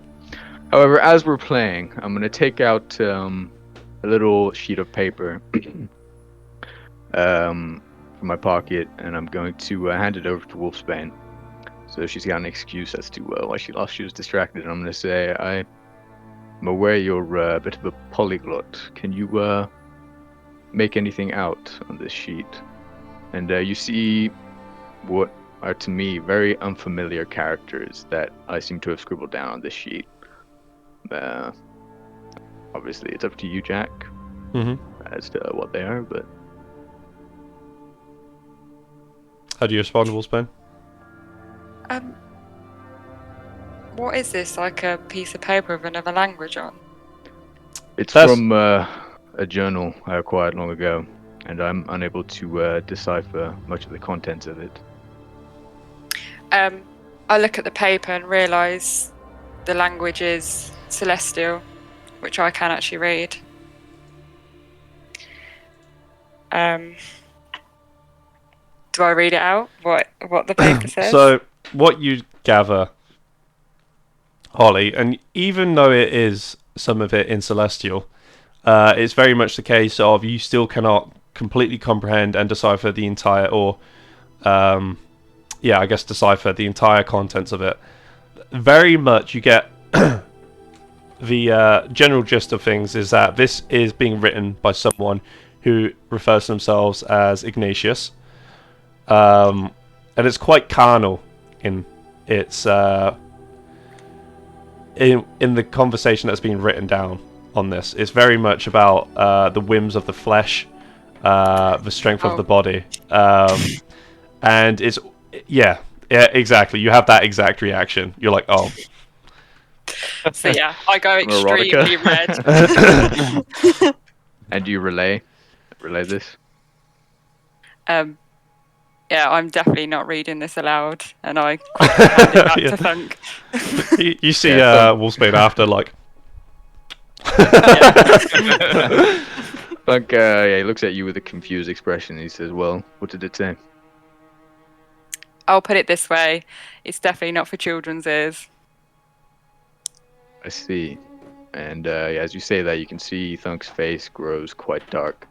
As the game finishes, he excuses himself from the table. He kind of sticks to himself for the rest of the night. At this point, Kindness, who had also been watching this game, kind of goes over to you, Wolfsbane. He's like, what was that about?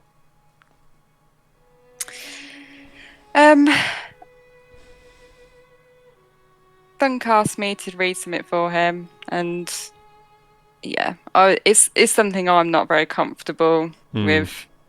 Yeah, it's something. Yeah, I would not be happy reading that out to this party or anyone. So I've left him to it now. You can see Kindness throw his head back and laugh. This is probably the first time you've seen him actually express any sort of merriment. He's like, fantastic. Such an asshole. Yeah.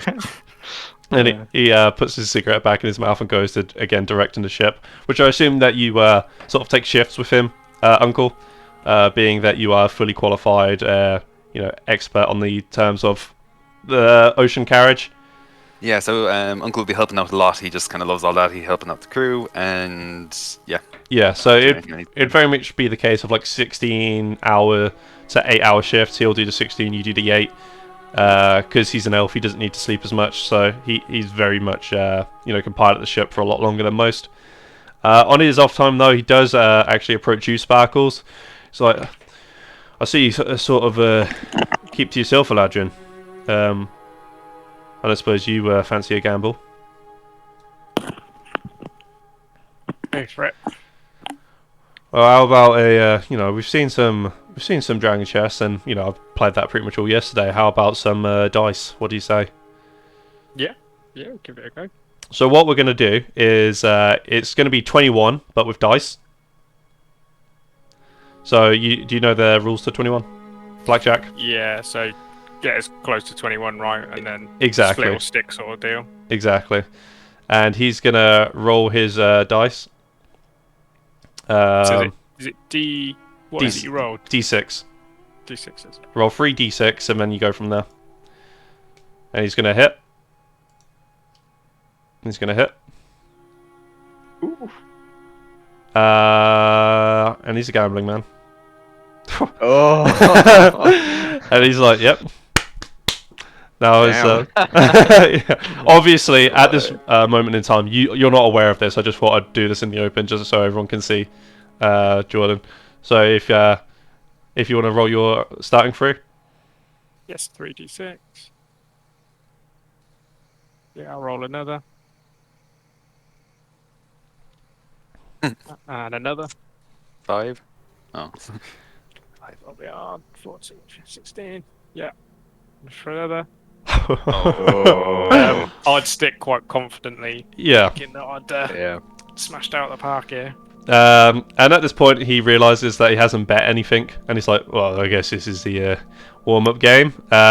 Lifts up his cup, and you can see 21 face dots on the dice before you. He's like, "Okay, now let's actually make this interesting. How much money do you want to put on a game?" 5 gold. 5 gold. Let's do it. Ladies first. And he gestures towards yourself. I'd nod disapprovingly and roll my dice. Okay. And then I'd, hit again. Yep. And again. And again. Oh my Okay. god. What hero one? Yeah. Thank god these aren't hit die. Yeah. And hit again. Okay. Now we're getting somewhere. We'll hit once more. Okay, that's 20, right? Unless I've Yeah. added that up wrong. It'll stick again quite confidently. Cool. And I'll do the same. Oh, well, Ooh. he kind of throws his hands up in the air. So I guess you win this one. When he passes over the 5 gold pieces. So Amazing. how about double or nothing, like that Wolfsbane said, and we'll call it even then. I'm good, thanks. Yeah. I know when I Sparkles. can push my luck. Yeah, Sparkles takes the coin purse, goes back to his book, and you see Kindness just kind of sit there, like, lights a cigarette, goes away, doesn't say another word. Is there any? I have a game for you, Kindness. And Yeah, I what's asked maybe that? Horns might be able to go man the ship. Horns, you do stuff with the EC. So I sit down at the table with him, and I Yeah. grab my knife, and I start doing five finger Ooh. thing. So I'm not sure how this might run, but it might be against each other's That's dexterity rolls, maybe. Exactly, yeah. So he's like, let's go. And what it's going to be a skill challenge 3 times. If you get above, let's say 15, you stay in the game. If you get below, you stab yourself in the finger. Okay, yeah, perfect. Okay. Can I, while this is happening, I'm just going to cover Princess's eyes because Yeah. it's terrifying. Yeah, I'm like reading my book, but I'm slowly looking above it to see Yeah. what's about to happen. Like a fucking detective with a newspaper. And Okay. five gold's a good amount if you want to bet that. Well, let's make it. Let's say 20. No, not interested in 20. If we had a long few days on the road, I think five is fair. Well, meet perfect. me in the middle then. 10. I need to recoup some of my losses on this trip. So far, I've that's been true. fleeced. That's very true. I might give you a chance though. 10 gold. He's I'm like, just look, sitting there with a guild chest, like, yeah, I think. yeah, literally everyone's just gambling the fucking treasury, the party treasury. It's like, let's go, and you guys see them both grab a knife and then start going down through the motions. Oh, that's rough. Okay, so Whoa. yeah, instantly he's like, let's do this. Stabs himself directly in the center of his hand. He's like, false start. Let's go again. You'll do it once more. Yep. Okay. And now it's you, Uncle, as you're doing this at the same time. Nice. Yeah. Sorry, there's a roll advantage. Sorry. Yeah. But yeah, go on. And will I go another go? He goes. Whoa. He's not showing his modifier, but that's above a 15. He's quite a dexterous Okay. person. Okay. Yeah. So at this point, the speed that starts quite slow is now getting up to the point that their hands are moving quite fast from the left to the right. And he goes again. And he does stay in. He is starting to pick up pace quite a lot now, and you can almost hear this deafening and then Yeah. and then Uncle grabs his own hand Yeah. He says, "All right, we'll do one more round because you let me have the false start. I think it's only fair that we do this one more time." So they both put their bleeding hands back down on the table for this last game. Yeah. And they start. So yeah, he makes it past his 15 check. Yeah, easily enough. Nice. He keeps going. Still in the game. Ooh. Starts to pick up pace now. Oh, And at this point, Uncle again once more slits one of his fingers with the knife, and kind of throws his head back, laughs, takes the cigarette out of his mouth, and kind of gestures for you to hand over your coin purse. Yeah, and I said good job, good job, and I throw it over and I light up my own pipe and like tip to him. Yeah, and he again does the same. Goes back to take off horns from the head of the barge, who has no fucking idea what she's doing. She's just like, and you guys start making your way, as I say, more down south. It's probably been about 4 days at this point. This has all happened over the course of that time. How many rations has everyone consumed? Make sure that they write that down, or modify their stash, as it were. So I have the stash for like everyone else. So like nettles and horns and all that. So will I mark off some for them? Yeah, absolutely. So yeah, you'll so multiply 4 days, this by 3, let's say. It would have to be 4 because there's princess as well. I think it's going to be poet, princess. Well, actually no, Treacle would get his own. So yeah, Treacle would get his and princesses. So you can just be responsible for poet, horns, and yourself. Would Horns have done some fishing at this time? Yeah, let's see how much she gets. Yeah, so unfortunately it's been quite slow for her. Like, fishing on a moving boat isn't the best idea. But she does manage to catch a few small fish, and she manages to catch enough to eat for herself for 1 day. How many shall I take off individually? So it's been 4 days, so you need to take off 4 rations. Uncle, can you lend me a ration Of course, yeah. So for today? I'll give her 5. So Perfect, thank you. So we have 25 left. Yeah. Cool. How's everyone else looking for rations? I've got 1 ration left. I'll give you another 3. Sorry, that brings you up to today. Can I see if Asta can do some fishing for me? Yeah, obviously she is in her owl form, so it's not like she's going to be. Yeah, exactly. She's not going to be diving under the waves, grabbing like tunas. Well, not tunas. That'd be fucking insane. Like this fucking tiny bird with this 6-foot tuna. Size fish, basically. So yeah, I'd say. Mice. Yeah, I'd say make a survival with her at disadvantage. Yeah, so she's struggling to feed herself in this environment. Like, you're very much firmly at sea at this point. You can see the coast, and she might have a bit more luck over there. But again, that's a lot of energy to expend if she's not eating. And as you guys kind of tuck in for the rest of this ride, 9 days eventually do go past, and we find ourselves approaching the town, or the village rather, of Needleruff. You can see that the environment in this area is very boggy. This is definitely in the middle of a swamp. You look over to town, it's a lot of wooden buildings that seem to be like crooked and shifting like over the years in this environment. You see a lot of the buildings seem to be tilted in some way. Think almost like a Leaning Tower of Pisa, as the marshland is slowly like encompassing the buildings that have been built on the foundations there. And as you pull up to one of the long piers, you see Kindness turn to you, Funk, and he's like, "Right, you're going to have to stay here for about a good 20 minutes. I've just got to sort some things over, my port fees and all that." And he gets off the ship, and he kind of points at you, Uncle, and he's like, "You're in charge." Got it. Could I just quickly insight him before he gets off? Yeah, absolutely. What are you trying to garner here?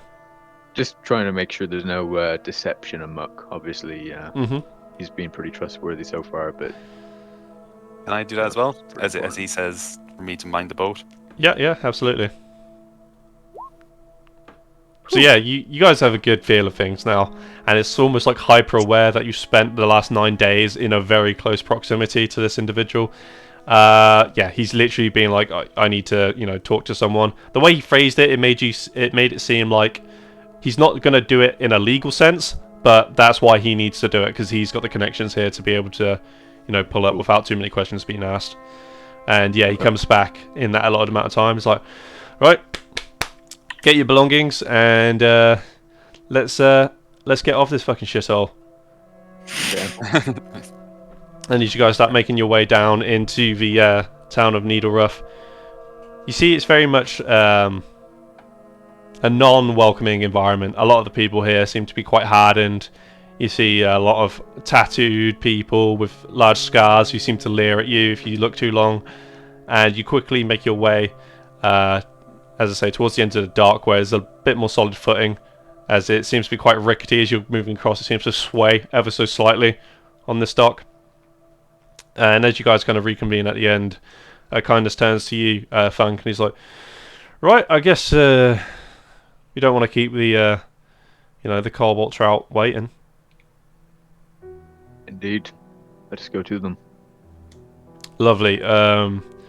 So I don't think it would be in our best interest to have a small, unit walk into the check-in point, as it were.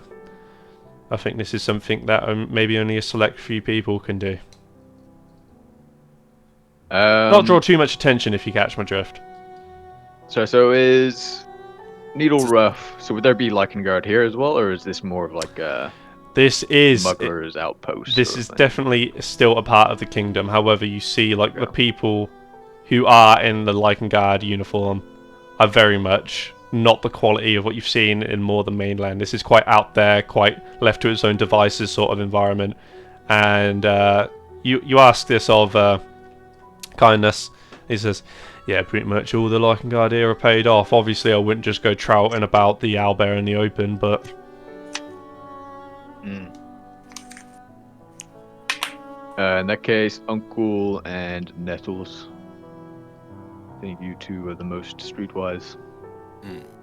So sorry, do you want us to go talk to? Yeah, well, I mean, we're delivering Trout, this. Yeah, so me and Nettles head with them. Yeah, perfect. Yeah. I'll send Asta with them to kind of sit on their shoulder until they're near enough, and then circle around just to make sure they're. And I wear the bracer then to speak with Dunk. Cool. Well, Needle's going with you. Nettles, sorry. Just ask him to relay everything as it happens, kind of thing. Yeah, so Asta kind of swoops around and he goes to land on Kindness's shoulder, and Kindness is like, fuck off. And then he goes over to Uncle and sits on his shoulder, almost not dwarfing Uncle, but you can see he looks very large on Uncle's body. And those guys head more to the southern part of town where there's some of the warehouses on the coast. Where's everyone else going in the meantime? Can I stick with me and Princess, stick with Treacle and Poet, and kind of find the nicest looking inn we can? And I'll also get my cloak and try and cover up my clothes as much as possible, as I've got quite a flashy dress on. Yeah, absolutely. You don't want to get mugged first thing in Needle Rough. Yeah. And that you do. Everyone, are you going with them, Funk? Yeah, myself and Sparkles. Yeah. Will cool. Accompany them. Cool. Yep. So you guys are all kind of together, trying to keep a low profile. Harder said than done. Easier said than done. You guys got a massive fucking draft horse with you. You're going through this bog, and eventually you do find an inn. It's called the Rose Bush, and it's this building here. And the Rose Bush seems to be one of the larger, more secure buildings here. But again, it seems to dip one corner down the hill. Oh, that's another thing. Needle Rough is all built on this almost hill. So as you're at the bottom, you can kind of look up and you can see the village almost slanted down towards you. As you enter, you find very much your typical tavern atmosphere. See people drinking. It is like midday at this point, so this is quite early for people drinking, but it seems to be unnaturally full for this hour. People seem to be going around their merry way, just kind of oblivious to the responsibilities that they should hold in life, drinking it away. But that being said, a lot of these people do seem unfriendly to people they've not conversing with already. They seem to know each other, and because when you walk in, it's very much saloon in a Western sort of style before they go back to speaking to one another. As you approach the bar, you see just some eyes peer over as a gnome is behind there, kind of polishing glasses that are way too big for him. He's just kind of like swilling his whole forearm inside the glass as he's cleaning it out.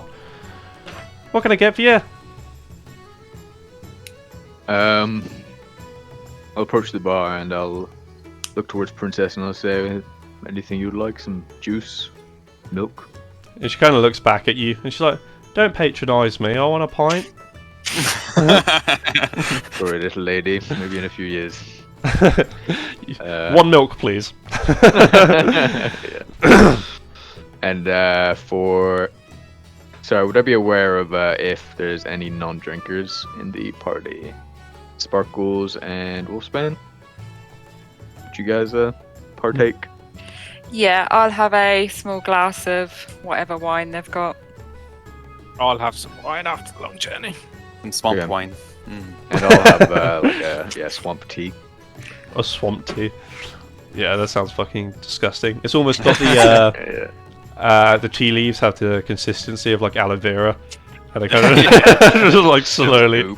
Yeah. And you know when you drink like aloe vera water, you can feel the chunks. Like it's very much got that consistency. It's wiggling down your throat. Yeah. Probably total cost you about $1 to get everyone a drink. I'll subtract that. You can see Princess very much give her as you give her a large cup of warm milk, which she does, begrudgingly drink from. Everyone else that gets their wine finds herself a little booth on the edge of the inn, which is it's very rickety. In certain parts of the wood panels, they've not perfectly been aligned, so you can actually see straight to the outdoors.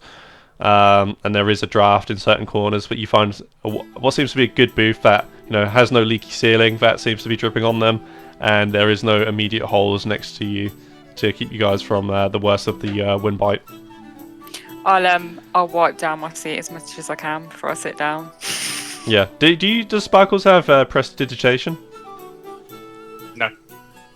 Don't. No, yeah. No, I don't. Do you have that, Holly? I was about to say, I think Holly has something like that, don't you? It's a handy little cantrip. Oh, she's got thaumaturgy. Okay. That's it. Yeah, so she can make the area a little brighter, I think, and smell a little better with thaumaturgy, if I'm not incorrect.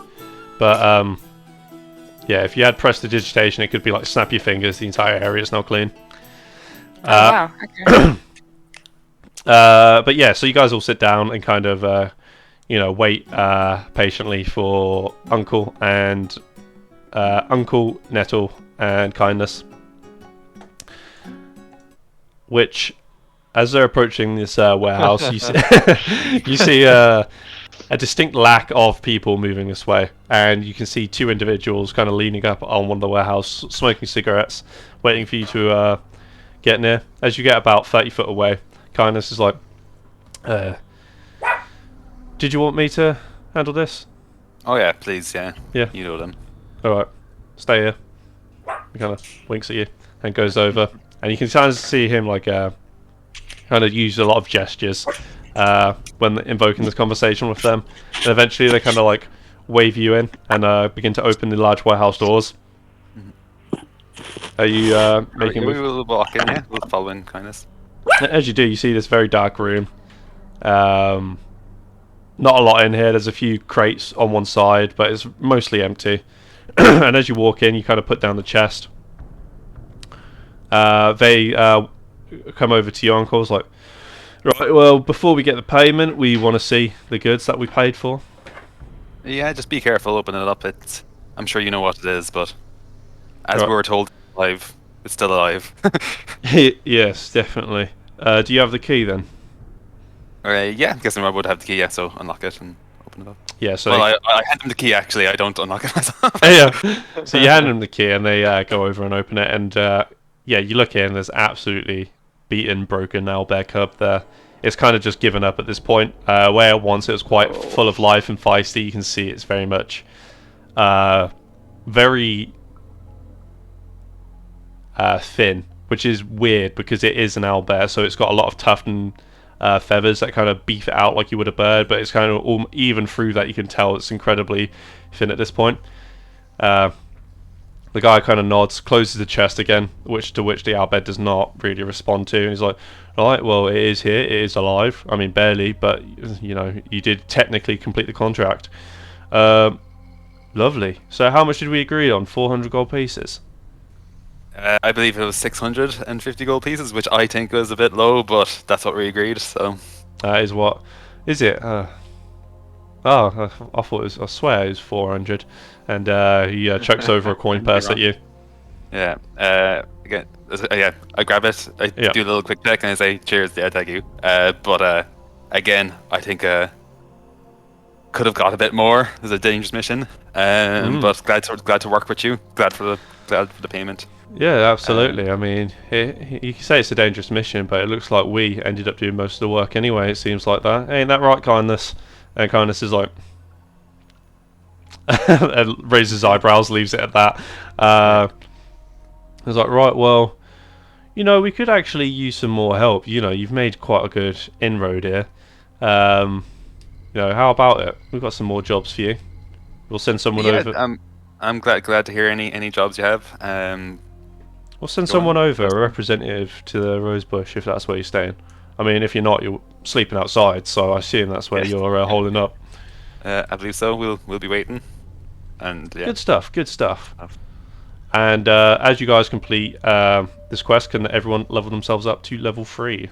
Yeah, speed is a good one. So Nice. Beautiful. Yeah, you guys managed to handle that quite well, to be honest. I was expecting a little bit of a little bit more confrontation on the road, but it seems like the events were in your favour. Does everyone want to roll a hit dice? I'd like to see what everyone... This is like the most nerve-wracking roll I actually... Oh, fuck off, man. Are you... Well, What's your roll, Dylan? Sorry? that's his hit dice, yeah. I don't see it pop up. Oh, sorry, I Two. actually roll hit dice. I just rolled a d10. Well, yeah, I mean, that's still... I mean, you still add your modifiers to that. You can re-roll that, Ray, because it's a 1. Yeah, whew, I was like, rolled a 1, yeah, I was like, thank Christ. Anybody got any inspiring words for me? Your health. Sadly not. Your health. So, yeah, add that number to your full HP, Holly. Your total HP as you level up. What's your modified? Sorry, Karen. Sorry, because it's 17, so obviously I add 5 onto that. Is that correct? No, because you've already... Wait, you add 5... Oh, sorry, yes. No, sorry, you are correct. So you'd be 22 total now. Can I say to Nettle, I'm in need of some inspiration? You can't inspire hit dice rolls, I'm afraid. I'm afraid. No. I'm going to leave Zach's hit die for him to roll when he comes back. And same with Ash. Oh, man. Man, Jordan, you've been rolling quite consistently high, considering you have no modifier and, you know... Yeah, I'll take it. I'm not mad at all. Yep. Yeah, I just rolled a 3, like, oh. Gonna be a buff wizard. Yeah, good. Where it says 3 of hit dice, do I now -1 because I've rolled it? No, because that's you're doing it for health, but you have 3 now. So it goes up. You know when you do like a short rest, you use that to heal, but you now have 3 because you've leveled up, so you don't have to worry about that. Leave that as is. Okay. Did you look up any spells for level 3? No. Or we can spend the next, like... Disappointment. Yeah. I've been revising it for the last week. Yeah. There's a lot of choice actually for the mage characters, like, and there's a lot to choose from. Yeah, exactly. I do the same thing where I'm like, I plan out my entire level to whatever level the campaign's going to, like when I make the character, so I know what, just when it comes to leveling up, what I'm taking. Oh, quick question. It says when you level, we get +2 to proficiency bonus. What does that mean? So, +2 to proficiency bonus. If you look at the top of your character sheet, you can see that it's got a proficiency bonus tab there. What does it? Yes, it does. So just above your saving throws, it says 2 to proficiency bonus. Yeah. So that means at this level, if you were to roll a roll, it would be +2 if you're proficient in that skill. Like that's Holly and Dragon Chess. Exactly, yeah. Yeah. Or like you and attacking with weapons that you're proficient with. But it doesn't get +2 each level, so it's just +2 until you get to +3 5th level. Yeah, Yeah, gotcha, and then yeah. Cool. I It was- automatically will level that up if you change your level at the top of your screen. So you'll be level 3 now, so I'll change that. And it won't change it, but if you did that on like one of those levels that do change your proficiency, it will automatically change that for you. It's a weird way of saying that. Cool. So what spells are you going for, John, or would you rather keep that to yourself for the time being? I'll keep it to myself, actually. Yeah. I think it's funner when you just like whip them out. just come out with a spell. Yeah, it's way better. I'm a battle master, so I get to learn some cool maneuvers. Yeah, I love playing Battlemaster. Yeah. Unfortunately, mine died horrifically to a demon, but Oh. Yeah. So I can also actually get a proficiency with one type of artisan tools, which is pretty cool. yeah. There was a combo I used to love with when I played one. I used to play a dwarf fighter, and he could sweep people with his battle axe. Then he could keep them pinned on the floor, so they couldn't move, they couldn't get up, and everyone would have advantage on that individual. Yeah, I'm definitely going to take trip attack because I think Yes, that's just very cool. that's yeah. The other ones, there's some ones that you can use out of combat, which I think are fairly cool. Like you can get add a roll to like say intimidation and that kind of stuff. Yeah, Which is it's cool. definitely cool. But there's so many. I think 1, 2, 3. There's over 10 anyway to choose from, and you can pick 3. I'm gonna do mine on my break because it takes me so long. Well, you can definitely start that process. Everyone's going to be going through their stuff now anyway. If you wanted to just have a look, and then there's no rush. Awesome. In terms of spells, Yeah. am I right to take some that are from Tasha's Cauldron of Everything? Yes, as long as it's an official source book, you can use all the spells, Battlemaster, maneuvers, everything in there. So, Same with feats. perfect. What are you? Oh, sorry, I didn't know me. Is that me thinking that? Yeah. What are you picking? No, you know what? You said you don't want to say. I'll just. You'll see in a minute. Wizards definitely are some of the most exciting level ups for me personally, because it's literally like another tool to the toolbox sort of thing, where a lot of characters, it's just like they get slightly better at doing the same thing. So I'm looking forward to level 4. Can you do that? Nah, getting some feats. Thought I'd spice it up a bit. That's very cool. Compel duel. He just uses it on all of you.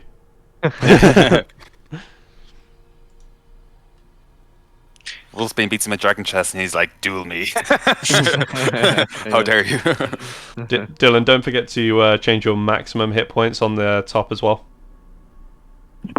I think I have.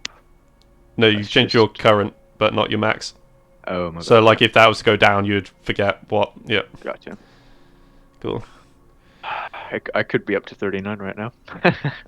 Bro. That's max rolls, obviously, but yeah.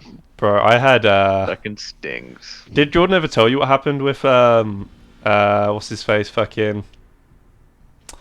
Oh, what was that character? Dulcet. So Dulcet was an Illrigger rolling d10s, which was the same as my last character, who was a fighter. And at level 6, I think, or level 5, I still had less HP than my level 2 dwarf fighter. Yeah. What? Level 2. Yeah. Jesus Christ. He had like 39 HP or something crazy like that. No, level 3 it must have been. Yeah. Yeah, but yeah. That's ridiculous. I actually sold my soul for another hit die roll, or a reroll. Oh no. And I got a 2. See. Yeah, it's shit. Seeing what could have been. For a reroll. That'd be an interesting move for the paladin. Yeah. Oathbreaker incoming. Feats, when do we pick them up? So when there's an ability score increase, you can forgo the ability score increase and choose a feat instead. Ability score would be like a +1 to dexterity or that kind of thing, is it? No, so it's roughly every 4 levels. I think for you it's a bit more common because you're a fighter. You get an ability score increase, which means you can +1 to 2 different stats, or +2 to 1 stat. But instead of upgrading your stats, you can get a feat instead. So what stats would they be? Like they're not like my. It's not Constitution or anything. It's just. Like Yeah. No, 100. Yeah, it's your actual stats, and okay, cool. you can pick what you want to increase at level 4. That's a hard choice because Yes. it's very hard choice. Let's Feats are cool. some feats though, they do actually increase your an ability score as well. Yeah. So like yeah, there's definitely some cool feats out there. There's one where anything's a weapon, where you can just like pick up anything and just have proficiency with it, which I think is just fun. Yeah, that's definitely a lot of fun. I think you've got quite good stats though for picking a feat, because a lot of yours are even numbers. So that means I think the only one that you could increase with one ability score increase would be your strength. But yeah, man, you've got a lot of choices there really for your character. I mean, your stats are insane, so. Yeah, so like I could definitely just pick up a feat, especially at the start anyway. Yeah, 100%. So, what about? What were your... Sorry, Karen. No, sorry, work away. Sorry. I was going to ask Dill, what would you be doing? Are you going to be picking a feat, or are you going to be going for a ASI? Definitely a feat. Yeah. Probably something to increase my health because I'm pissed. Yeah, I'm looking to get my con modifier up one, so something that gives me +1 to con. Especially considering I'm trying to go full defender here. So yeah.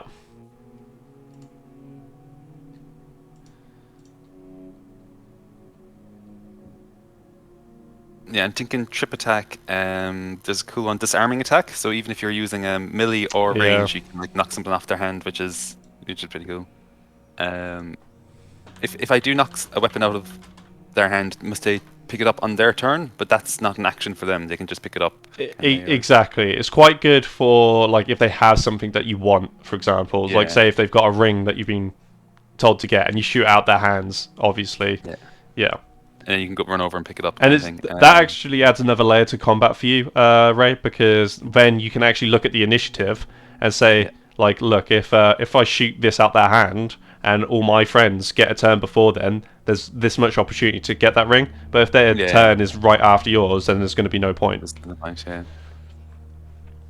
So, Dill, real quick, could you just break down your AC for me?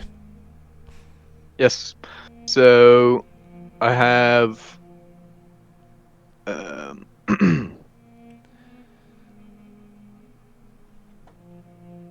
So 16 from armor, and then +1 from defensive. My defensive. Yeah. Whatchamacallit. And then so that brings me up to 17. +2 from my shield, 19, and then that +2 in brackets is from my shield of faith. Right. Okay.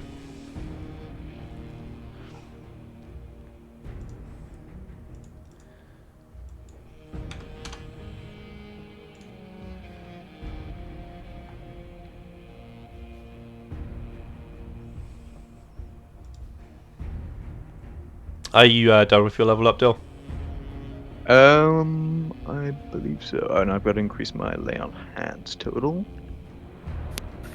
Sorry, Jack. With because I know, like as a wizard, I gain 2 spells per level. Yeah.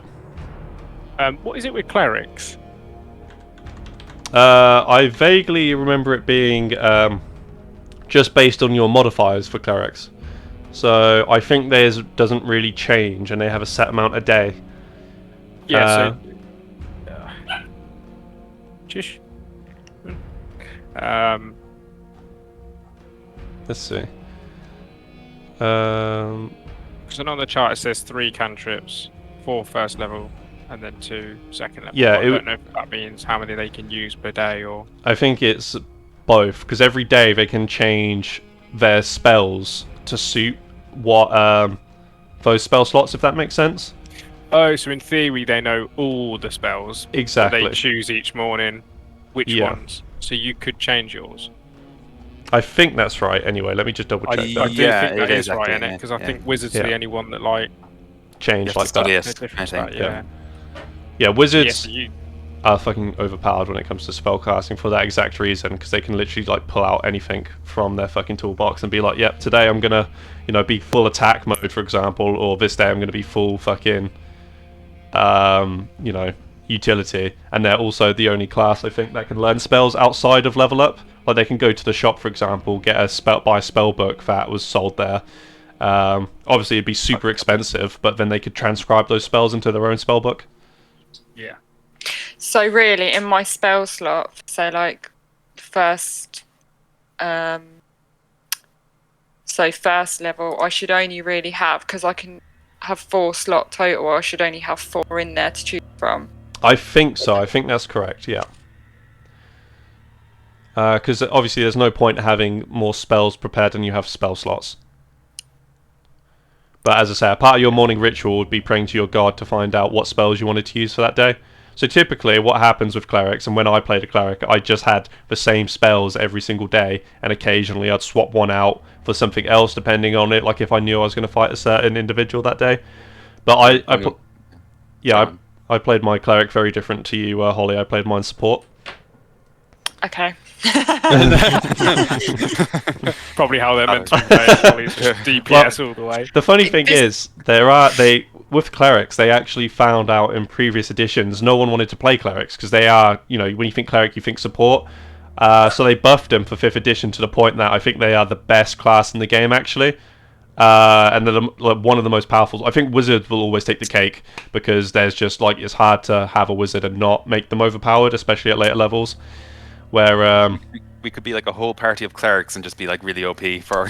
No, you genuinely could, yeah. Clerics are really powerful classes. And they have like rogue. You can have be like a roguey cleric, like a trickster cleric. Yeah. You could be like healing, or you could just be like all damage as well. So it's kind of Yeah, because you're fairly damaged, though, aren't you? Because you're light. Yeah, I wasn't expecting it though. I don't. Yeah, I think I'm not on mute. I thought I was on mute then. Sorry. light are kind of almost going the same as evocation school as wizards. Like they're more damage based, I think. And I'm pretty sure later on you get access to even more fire. Yeah. I think I played just a cleric for a few games before, and it was Tempest cleric. It was very cool. It's very fun to play. Yeah. And I love the way at level 17 you just become Thor. You can just you can fly. Yeah. And, you use weapons, so it's just so funny. Yeah, I think Dylan went cleric in one of my games early on, and he ended up getting a necromancer to corrupt him, and he became evil. Whoa. Do a death cleric. Yeah. I was saying earlier, because I've been looking into the different classes. Warlock looks really cool. Warlock, I think, is very cool. the most common class in the game. I think most people pick warlocks because of that exact reason. They are fucking sick. They're yeah. Yeah, because I don't know, cleric's kind of not what I was expecting, because I think I'm so used to playing that typical support healer. I'm kind of I don't know how to play this now. Well, if that's the case, we can definitely, if you feel later on down the road that your character that you had in your mind is more suited towards a warlock lifestyle, for example, that's something that we can change. Obviously, we'd have to build your character effectively from the ground up, but we can change that if that's something you want to do. Obviously. Getting into D&D, you're kind of overwhelmed with choice because there's I think 13 classes, and each one has 8 subclasses, some even more. So yeah, there's a lot of variety there. But clerics are good; they are cool. Yeah, Wolfsbane could be going praying to her deity at night, and then someone else answers, and she's it's more powerful. Oh god, how cool is that?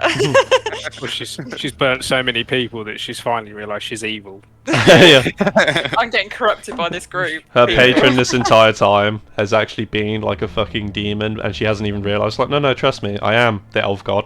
That's also super cool. Okay, actually going to run to the bathroom before we get that. Cool. But yeah, so you want to basically find 2 second level spells that interest you, and then maybe take one off your first levels then. Cool. Well, what you could do is, I don't know if this is what it's actually intended for, but I've got more spells, and then I just pick the ones you see the little dots next to the spells. Yeah, that means I you've prepared click them them. to say they're prepared. So you could have like, And now they're on their way to the Rosebush Tavern, where you guys are currently holed up, staying for tonight.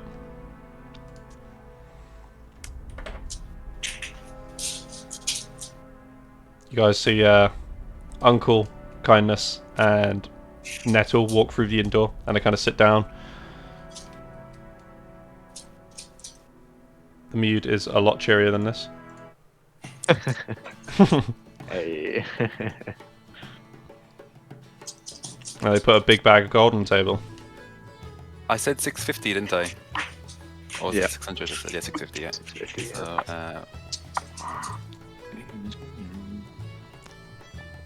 Did you? It was definitely 650. because it was 600. I said 650 because Yeah, he okay, definitely. like, Yeah, in the most recent conversation, Uncle definitely said 650. Okay, well, Uh, we'll see. No, that's fine. so we have 9,970 gold. What? 9,000 gold. 970 gold. Sorry.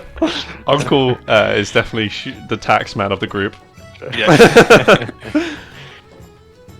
Cool, so yeah, that's a nice little pocket change that you got there now.